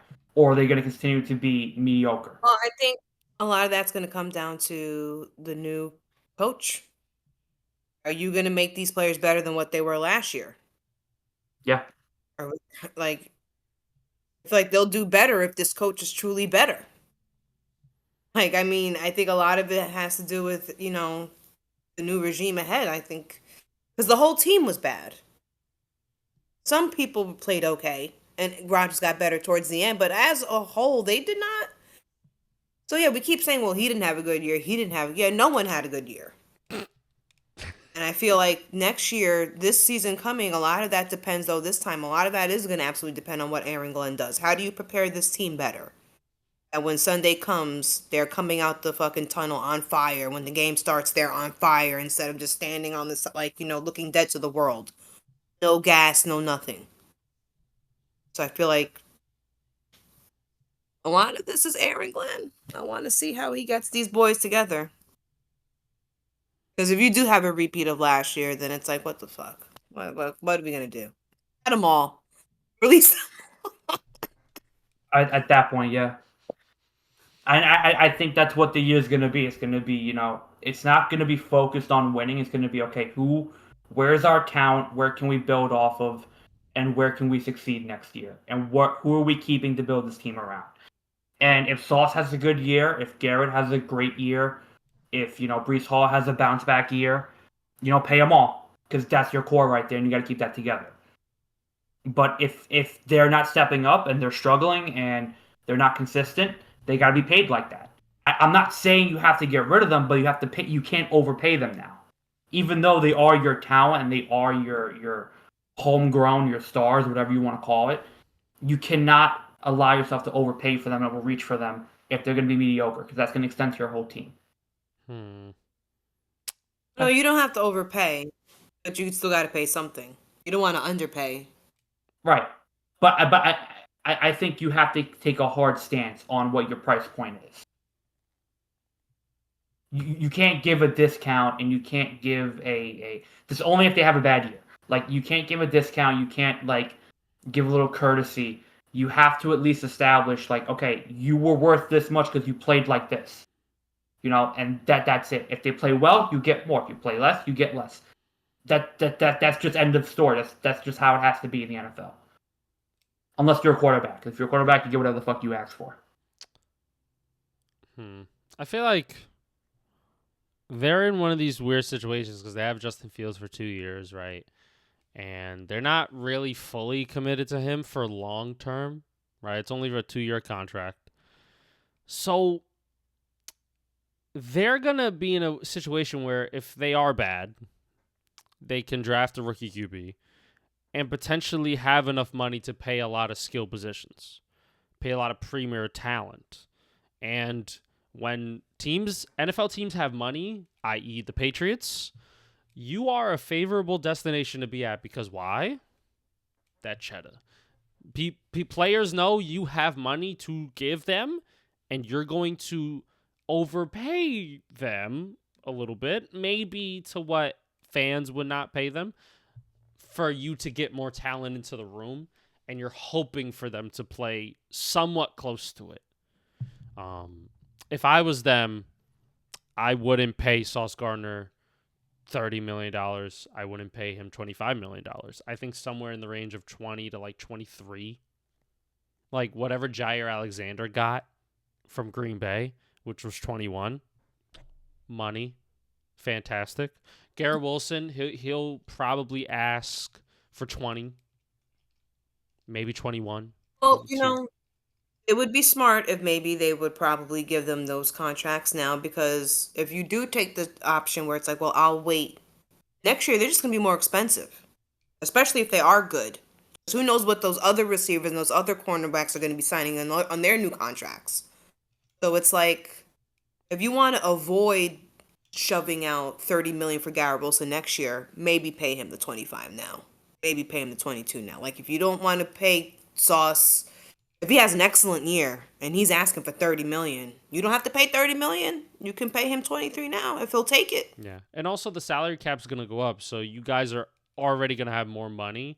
So there's the two schools of thought where you can either wait to give him the contract and the price could go up, or you pay him now and then he plays good and then you got him on a discounted rate, technically. So it's going to be interesting to see what the Jets do with this situation. Obviously, they have a lot of more years of control, but getting these guys who are good players and you would like to see them go into like the more elite category, if you pay them now, maybe they have a different motivation. Maybe they want to play better, I guess. I don't know, but or if they do play better, you just get them at a discounted rate, and now you don't got to pay fucking Garrett Wilson close to $30 million or Sauce Gardner close to $30 million. So you get them at the cheap. As a Jet fan, I want them to keep them. I feel like I do question why they want to be Jets, but I feel like they're Jets though. They look normal in the Jet uniforms. Like, they look like they belong here. I don't, because of our record, I don't know if that's like a great thing to say, but I feel like it would be weird to see them somewhere else. Yeah. Like, I don't know. They're like babies. They're our baby. They need to stay here with us. Yeah, We need to raise them here. They look good with the stench of jet poo on their head or something. Hey, no. They just wear the green so well. that is true, yeah. I will say this, then we can move on. The Jets have 36 in cap space this year, and then next year they would have this. This would be before the salary cap gets announced. It's probably going to be higher. Next year, right now they have 38 million in cap space. So if one of Garrett Wilson or Sauce Gardner have a great year, they may only be able to keep one of them, unless they do some cap negotiation. Well, but that's a different conversation for a different day. Well, I think guys will be off the team, and they'll probably, front load or back load the contract. The salary cap, gymnastics. You can get around. Make it work. Yeah. I will say 2027 they have 177 million in cap space. They'll be all right. Yeah, to be honest, if I was them, I'd sign them now at a discounted rate. Maybe you could get a Sauce Gardner for close to $15 million. Who knows, right? Maybe you can get him for 4 years, $50 million. Why not, right? If that's the contract he wants to take and that's the contract that he thinks that is good for him now, but he's not going to do that. But, hey, but then it gives you the opportunity for later down the road. These guys are technically very good and cheap for what their skill level is. So you're technically in a agent win. Ego, player ego. It's never gonna happen. Ego. Well, let's see. You don't. But we don't know that. But technically, you could get Sauce Gardner right now for maybe $18 million. We're gonna take that. But his agent isn't gonna let him take that. But we don't know. But we don't know the asking price though. Nobody does. This is just hypothetical. We don't know. Right? So if you could... How long have we been covering football? 3 years now? We know. We know what the price point is. But if you could, if there is a world out there where you could, why not offer that and get them on the cheap seat hoping that they're going to be elite?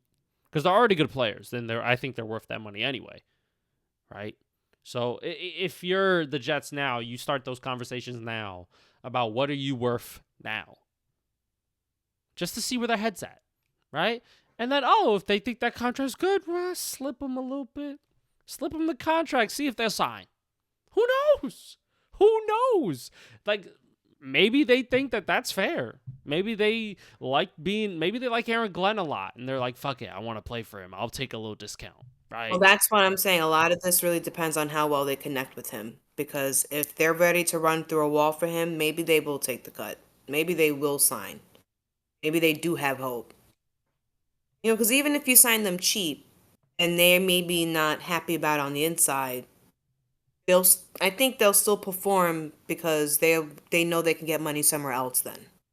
Mm-hmm. They're not going to cheapen their play. So I feel like it's a win-win for everyone when you think about it. We're trying to be pay them enough. We're trying to be cheap morally. Yeah. Thank you. With no shame. Daniel's like $15 million a year, take it or leave it. What do you want? So how is it different from how I started this conversation to the point we're at now? It's different because we're because saying your numbers were way too low. Way too low. 15 your million shit is too slave low. Numbers. Too low. Too low. Slave numbers. $15 million a year for Sauce Gardner? That is borderline This is indentured servitude. it is. Yeah. That's Chat, I'm not going to say anything because you know damn well Daniel he'd get way more than that if he left today. They would offer him $4 years, $60 million, and they said he should take that on a cheap deal if there's a world out there. But when I created that world, oh my god, he's a cheapo. I mean, look, I don't make the rules, but when I say something, I kind of have an idea behind it, and then I get proven right. I wasn't saying that he's worth that. I'm saying if you offer him that and he takes it, it's not the Jets' fault. You know what I mean? Like, you would offer him that right now. That was my point, because that's what he's worth right now. Personally, I wouldn't offer it. I don't think he's worth that. You're okay for that. I'm saying if I was the GM now, how much I would offer him. Maybe I go 18. My thing is, I would probably start at 18, 19. And then if he wants to move up, I'm perfectly okay with that. If he wants to go to like 22, 23, chef's kiss, money. I don't care. Right? But if the Jets want to be like, all right, let's start at 15. And Sauce Gardner looks at that contract and says, sure. I'm not mad at the Jets because I would be mad at Sauce because I'll be like, holy shit, bro, what the fuck is wrong with you? You could have probably got way more. Why'd you start that low and then take it? But I don't think he's going to take 15. No. But I think he'd be willing to talk if it's at least 20. It's got to be 20. Because if he wants to go somewhere else, they'd probably give him that. So I mean, okay, you know what? I'll tell you. Okay, this is going to be bad GM Daniel right now. All right. Sauce, look. I give you 15. I'll give you 15. I'll give you 15 in this football. You're like the owner of a strip club. Take it or leave it. Take a look. Garrett, look, you had a good year, decent year.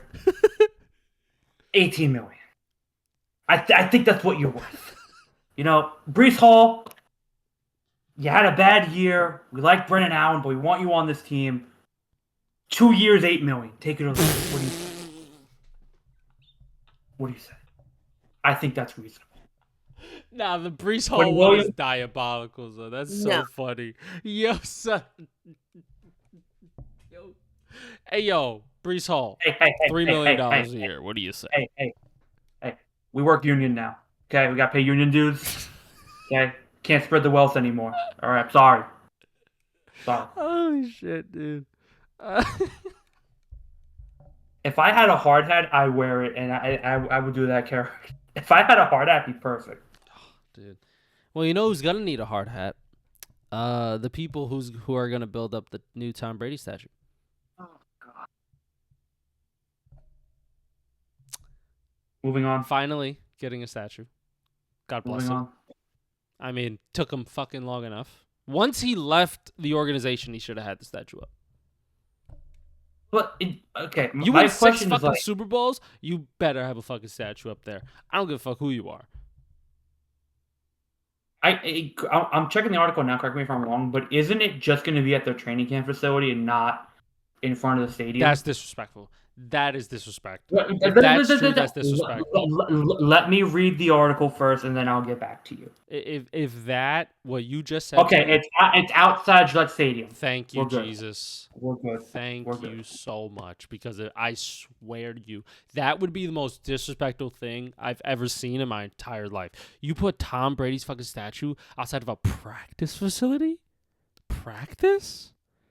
Not You want to know what else they did that just really upsets me right now? what? So the team announced the details on Thursday, June 12th. June 12th is known as Tom Brady Day in Patriot territory, because the date can be written as 6/12 because of his 6 rings and his number 12. That's pretty cool. Now I want to fucking throw up. I mean, listen, when you're that historic and that goated, you get a day. Yeah. The Jets still talk about Joe Namath's 1 ring like it happened yesterday night. I know. So imagine he won 6 of them.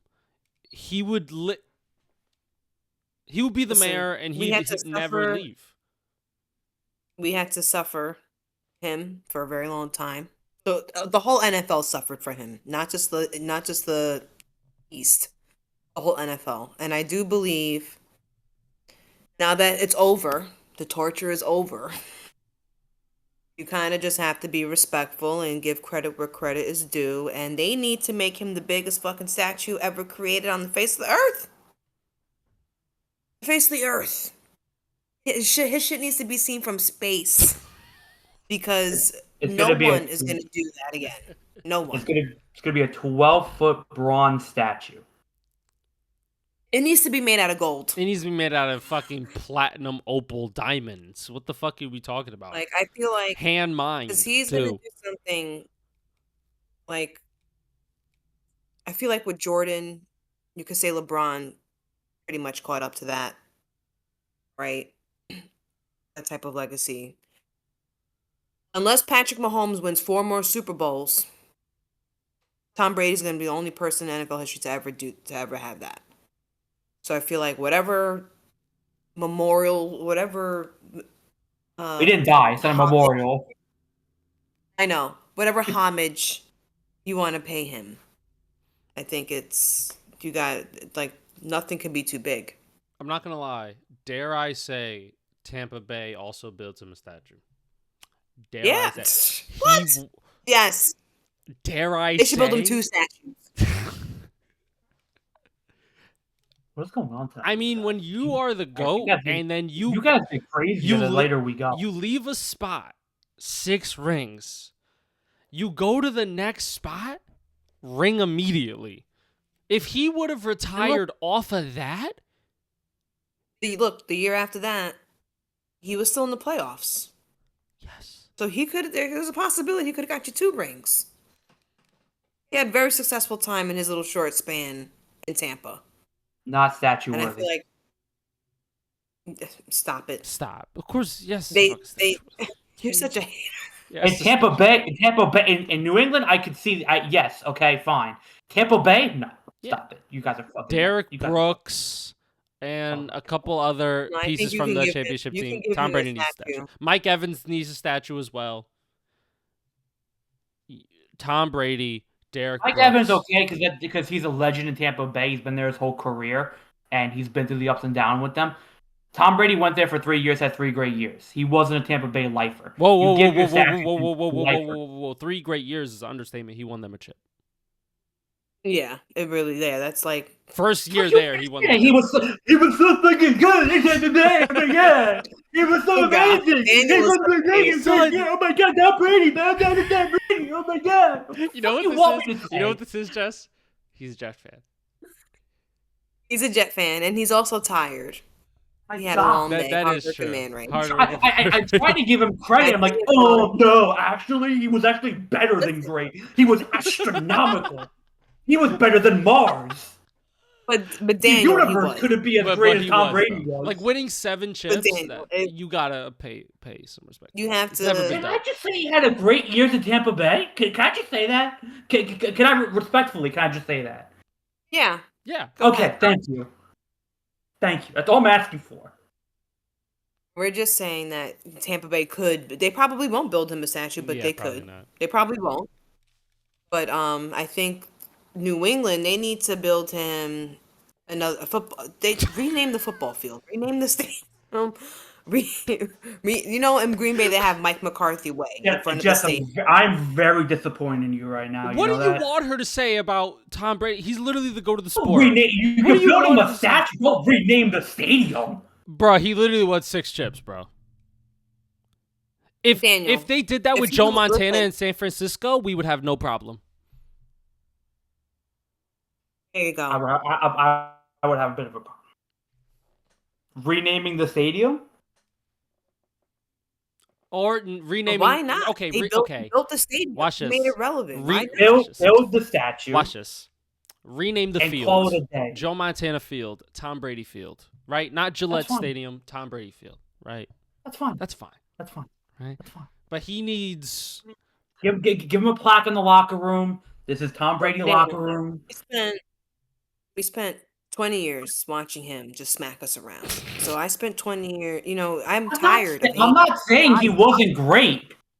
I'm just like I can't hear. just feel like- the I just glazing feel from the like- Tampa Bay years was getting me right now. The Patriot years I can we understand. were trying to give props. We weren't trying to glaze, but I get what you're saying. But I'm just saying. You made it seem like he went to Tampa Bay like Jesus Christ of Nazareth with his arms held up and a Super Bowl ring in his ring. Were they I mean, on their way to winning the Super Bowl before he got there? No, No. they weren't even close. Okay, so yeah, he does sound like Jesus Christ of Nazareth. So,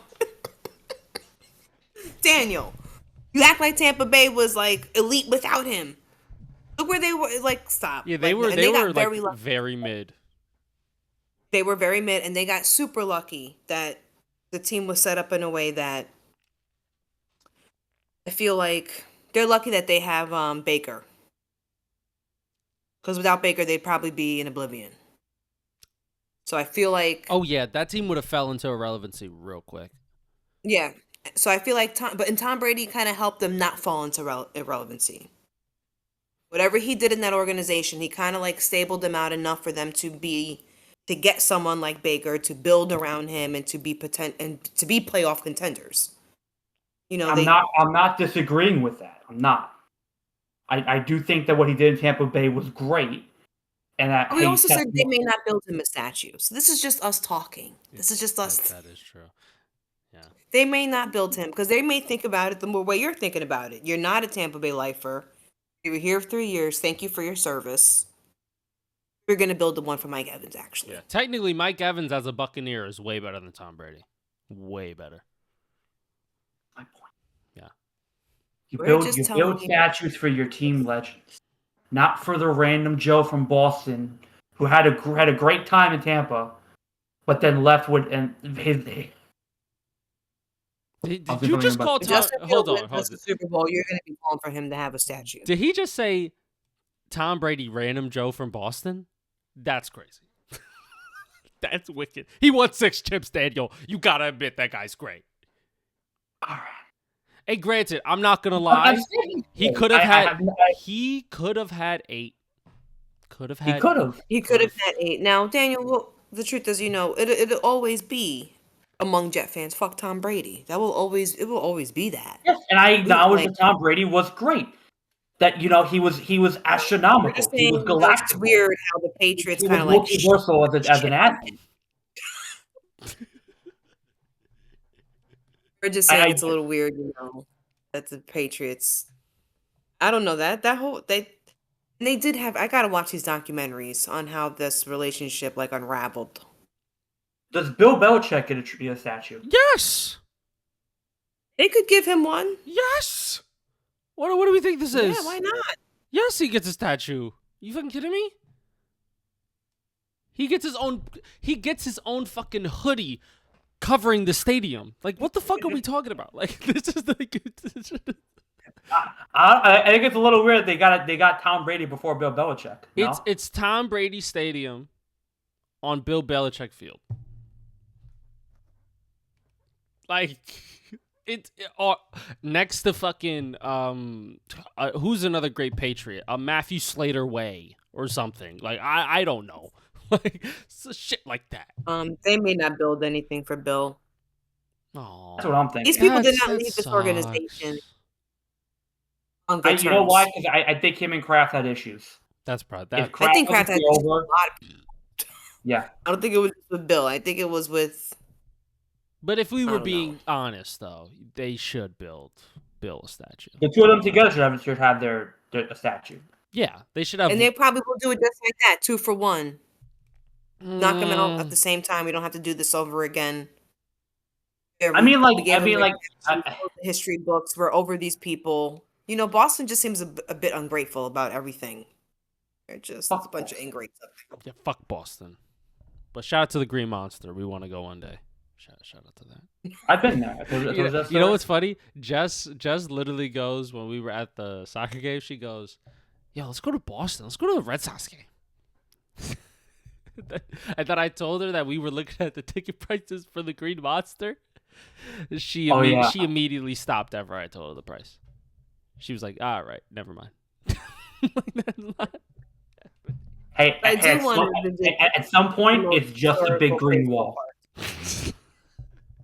What happened, Jess? I want to go to Fenway. I want to go to Wrigley. Ooh.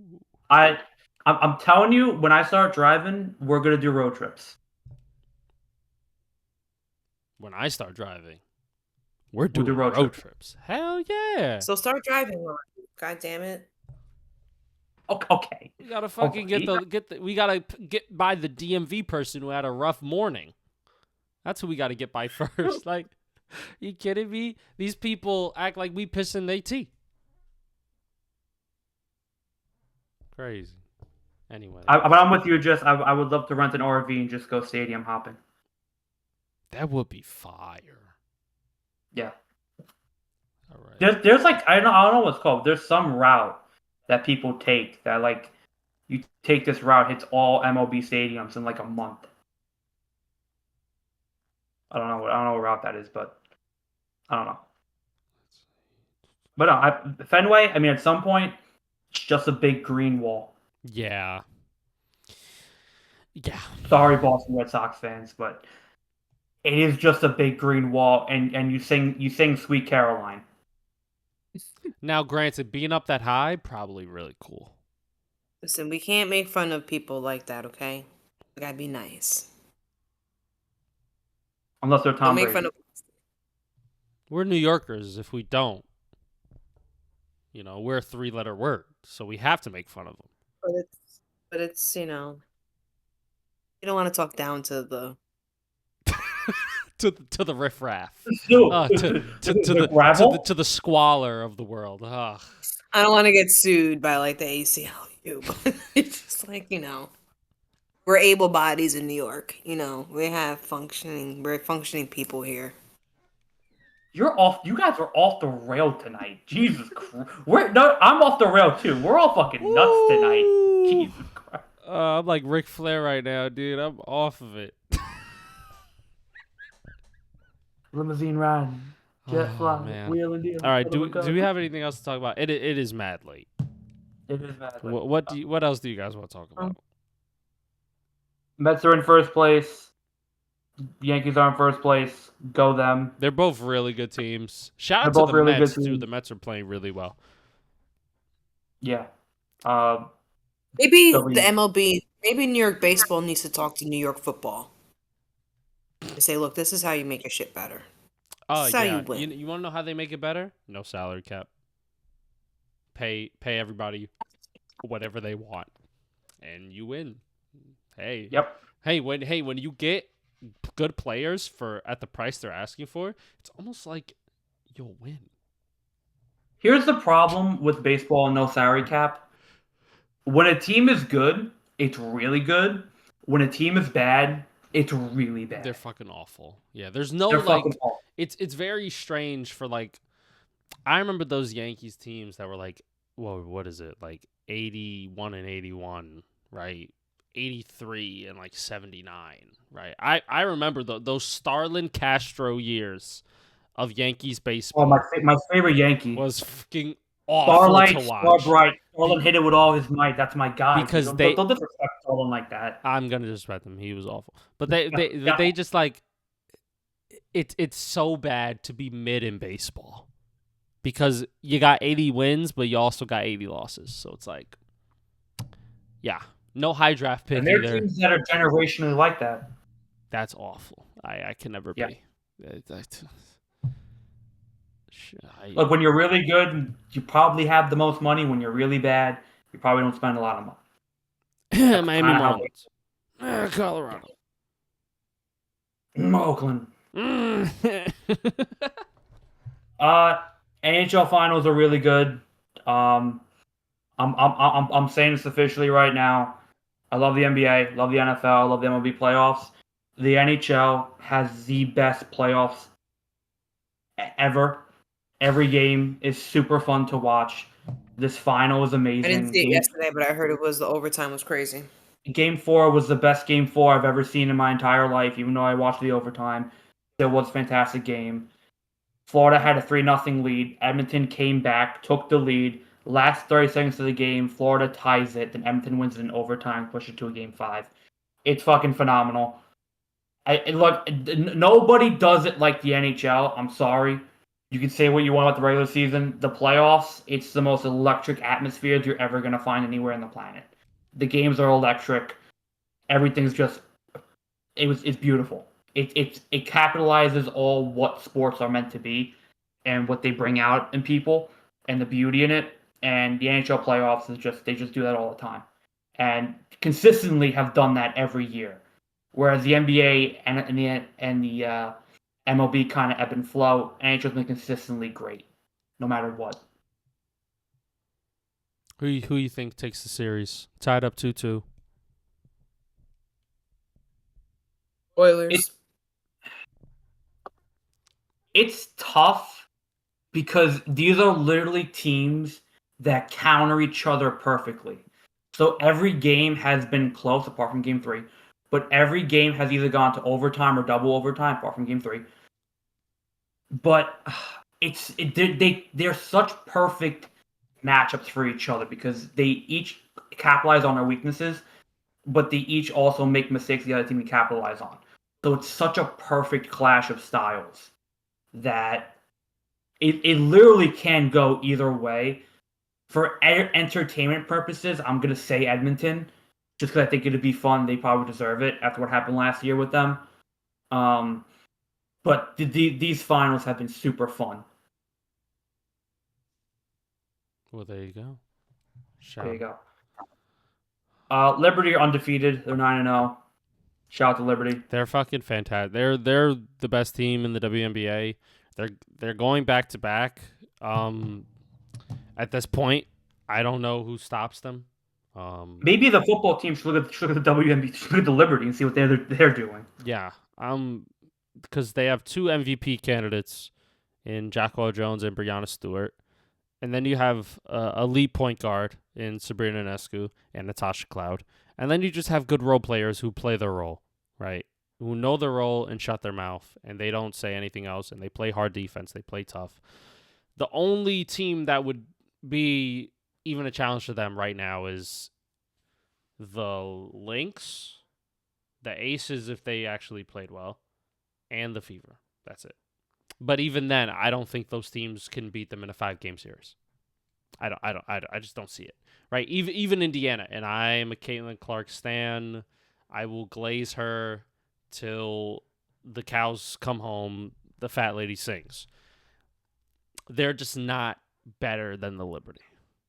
They made improvements, but they're just not better than them yet. Maybe they could take a game. Maybe they could force it to a Game 5.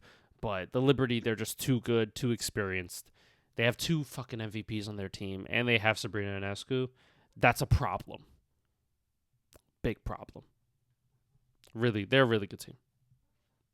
I do want to ask you, Lewis, about the Angel Reese stuff, and like, do you feel like she's taken a step back, or like this is kind of how her game everybody just doesn't know about it? She has taken she has taken a little bit of a step back. Her shooting percentages are fucking awful and horrendous, especially close to the rim, right? And when you get that many rebounds, you want to be efficient close to the rim. But for some reason, watching her try to lay up the ball in traffic, is like watching somebody's grandma do it. Uncoordinated. There's no real like smoothness to her layups or to her attack in the basket. It's all just kind of put the head down, throw the ball up kind of timing, I guess. And there's like a thing on social media where there's these guys who would just bank on her missing her first I know. shot of the game, and they would hit. I feel that. I don't know if it's stopped, but I think they've hit for the majority of the season. Yeah. And they just been letting it ride. It happened for like 6 straight games. It was insane. But her shooting percentages are down. She's still grabbing a ton of rebounds, which, you know, if she's missing at the rim, she's probably grabbing her own rebound. So she's getting opportunities for her team to score. I would just like for her to look for somebody who's wide open, because there's 3 people trying to stop you from getting a rebound. You're telling me there's not one person that's wide open? Yeah. There is. Also, why are we not cutting? Why are we not going to Angel Reese where she can see you and then have a quick outlet pass, swing, boom, wide open for 3? Why are we not doing these things? But that's more of a team thing than an Angel thing. But she needs to play better, because at this point, she's just going to be a good rebounder who can shoot the ball kinda-ish, but her field goal percentage is fucking terrible, especially for you playing that close to the rim. You should be at least shooting, because I noticed this in the WNBA, they don't have good field goal percentages, really. So anywhere between 45 and 50 is good. If you shoot that, you're sensational. So, but she's not even shooting that, I don't think. I would have to check the stats to really give you an accurate representation. I got you right now. Angel Reese's Pieces statistics. Boom, boom. Because she's turning memeable at this point. It's very memeable. But she's not already. What's her field goal percentage for a regular season? They played 8 games so far. Her field goal percentage is 35.8%. That's horrific. For her whole career, it's 38.6.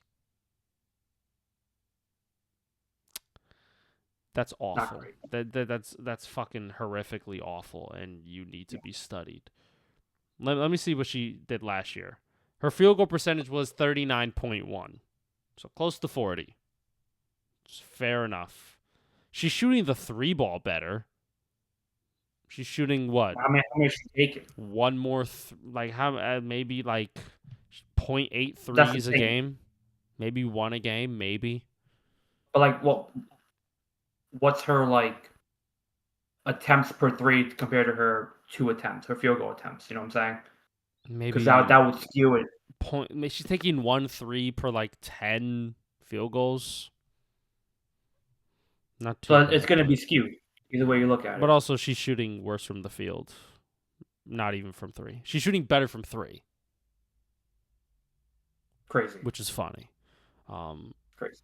But her rebounds go stupid. Yeah. Obviously, she's average. She'll always be a double machine. It's just she won't do it efficiently. And the Sky suck. That's it. They're just an awful team. I don't know what it is. They're just not good at winning basketball games. If Angel Reese doesn't pick up her play, they'll probably just trade her. Let her go elsewhere. Because she's not impacting wins, really. So, probably just let her go. But that's my take on Angel Reese. Oh, yeah. All right. UFC. Marab won. It's not fun, not exciting, not sexy either. And, it was tough for me to pick Sean O'Malley because it's like, you didn't fight in a year. How good of a wrestler have you become in a year? You're a striker. I can't really trust you to become that great of a grappler in 1 year. And you haven't had reps in an actual fight. Yeah, Marab's gonna beat everybody in this division, and it doesn't matter. He's already the bantamweight GOAT, and he could retire right now, be the GOAT, be set. But I think he beats everybody in this division. Nobody puts up a decent fight except for Umar. Umar has the best chance, but I still don't think he's better than Merab. Didn't he beat Umar? He did. He did. So that's never gonna happen again. Well, at least not That now. fight. But like who? But like the thing is, it can't happen again because who else is there?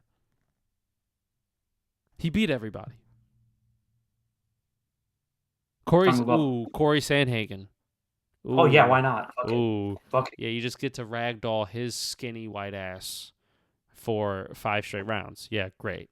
We love to see it, Merab. And Merab doesn't want to move up.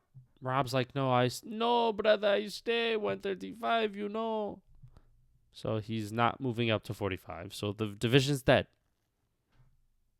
So No division dead. yeah. Great. So Good job. so look Good for job, UFC. if you want excitement, look at the welterweight division. They have good excitement. So That's all we have, really. Yeah. All right. yeah. We went to a soccer game We did go to a soccer game. I posted a vlog. at a baseball stadium. At a Jess is baseball already stadium. done with it. Jess, you paid $55. I'm ready to log off. You paid $55 for a drink, Jess. Acknowledge it. All right. Do you have the cup with you right now? No, Just it's throw it in the out. kitchen. It's in the kitchen. There you go. I'm not Nice. throwing that thing out. I'm gonna fucking be buried with that fucking cup for $55, please. I almost want to send a complaint. Like, tell your bartenders not to take fucking cards out of people's hands. I wasn't offering it to him. The card machine is facing me, meaning I tap the card. I insert the card, not you.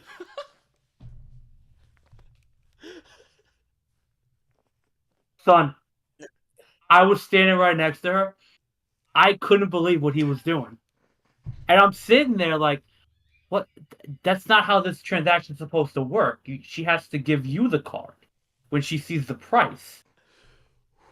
Then I'm like, you know what? $18. All right, not that big a deal. 55. What? How the fuck did we get here? What happened? Son, that was by far the craziest But look, thing it's I've my ever responsibility because I could have easily I could have said, wait, cancel this. I don't want. Wait, I could have turned it around, but I just let myself get so I was so bewildered by it, I was so caught off guard that I didn't. That was my the brain thing. could be like, wait, don't let him do that. You weren't expecting him to not have shame, right? You were expecting him to have a level of decorum and respect. That's your fault. Okay, so for the people out there, because we're just hopping over the story and they don't get it. I go to the bar, these little mobile bars they have for the stadium, and the guys. So I get there. I'm like, can I have a whiskey soda? And he's like, yeah, sure. He's like, do you want to make that a double?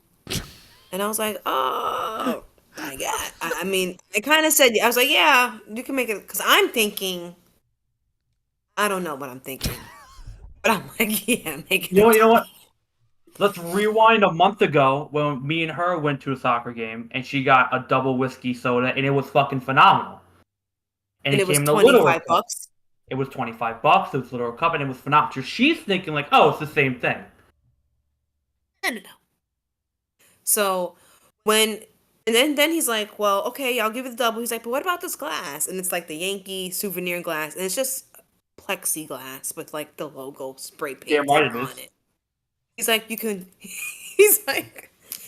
use it at home. And I'm like, okay, yeah, that's fine, whatever. So I'm seeing him he's on his little POS.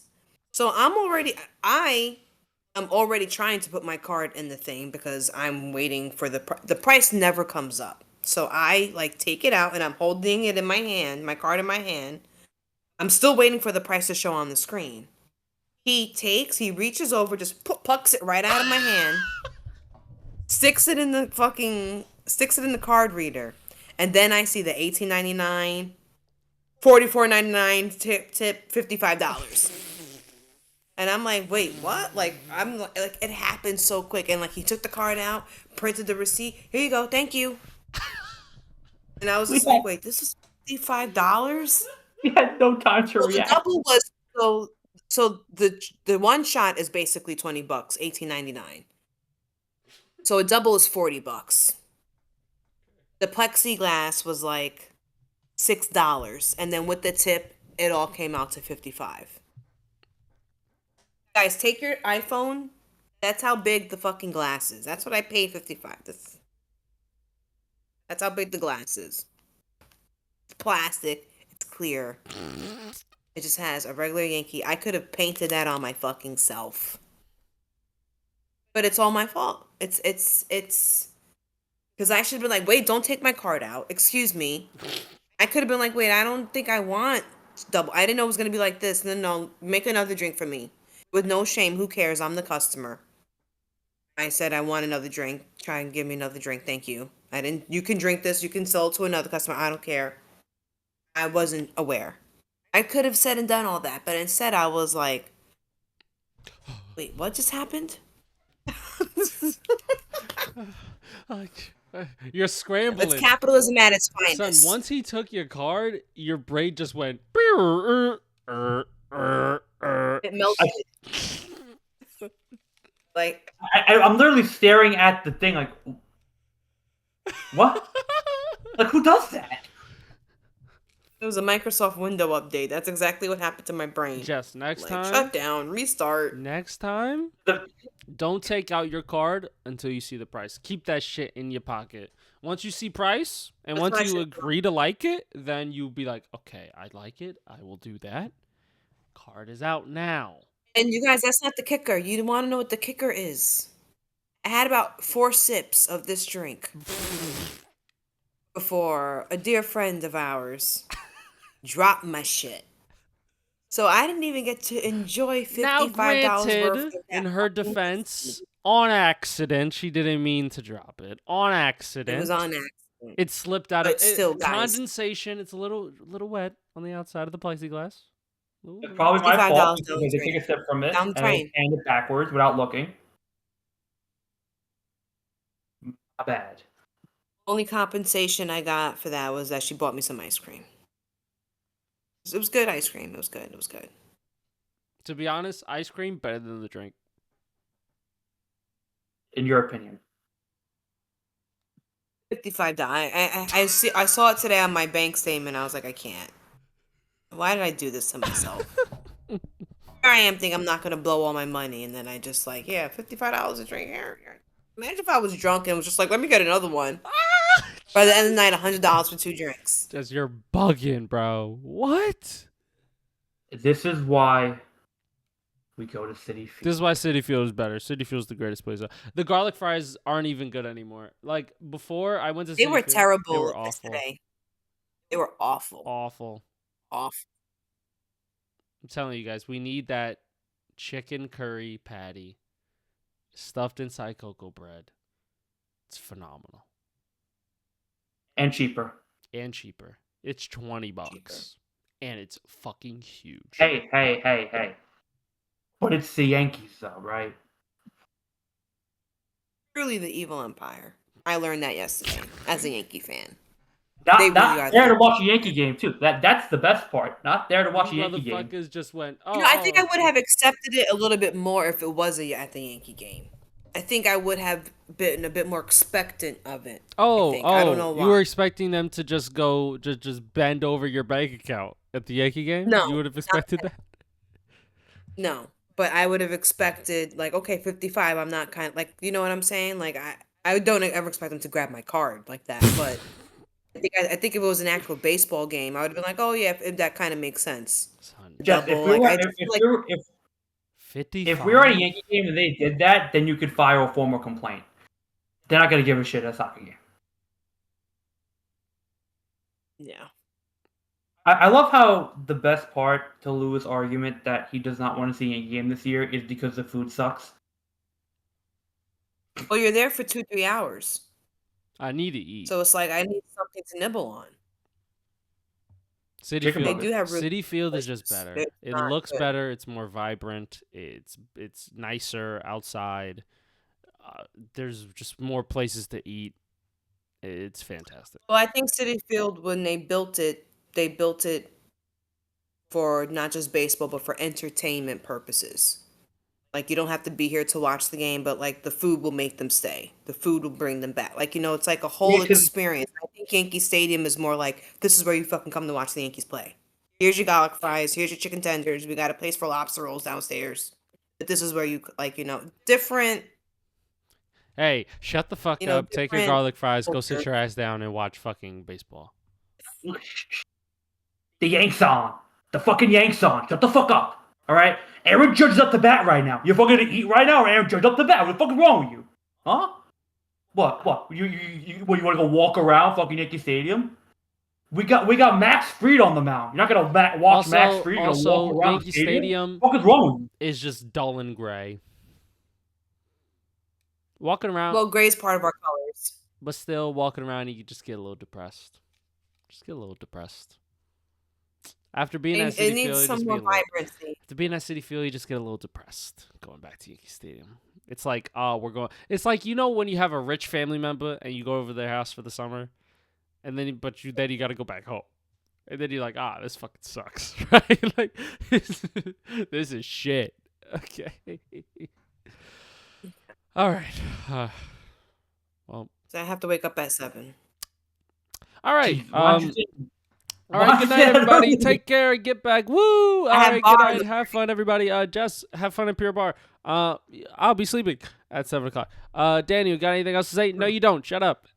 Thank you, guys. Take care, and we'll see you guys next week. Peace.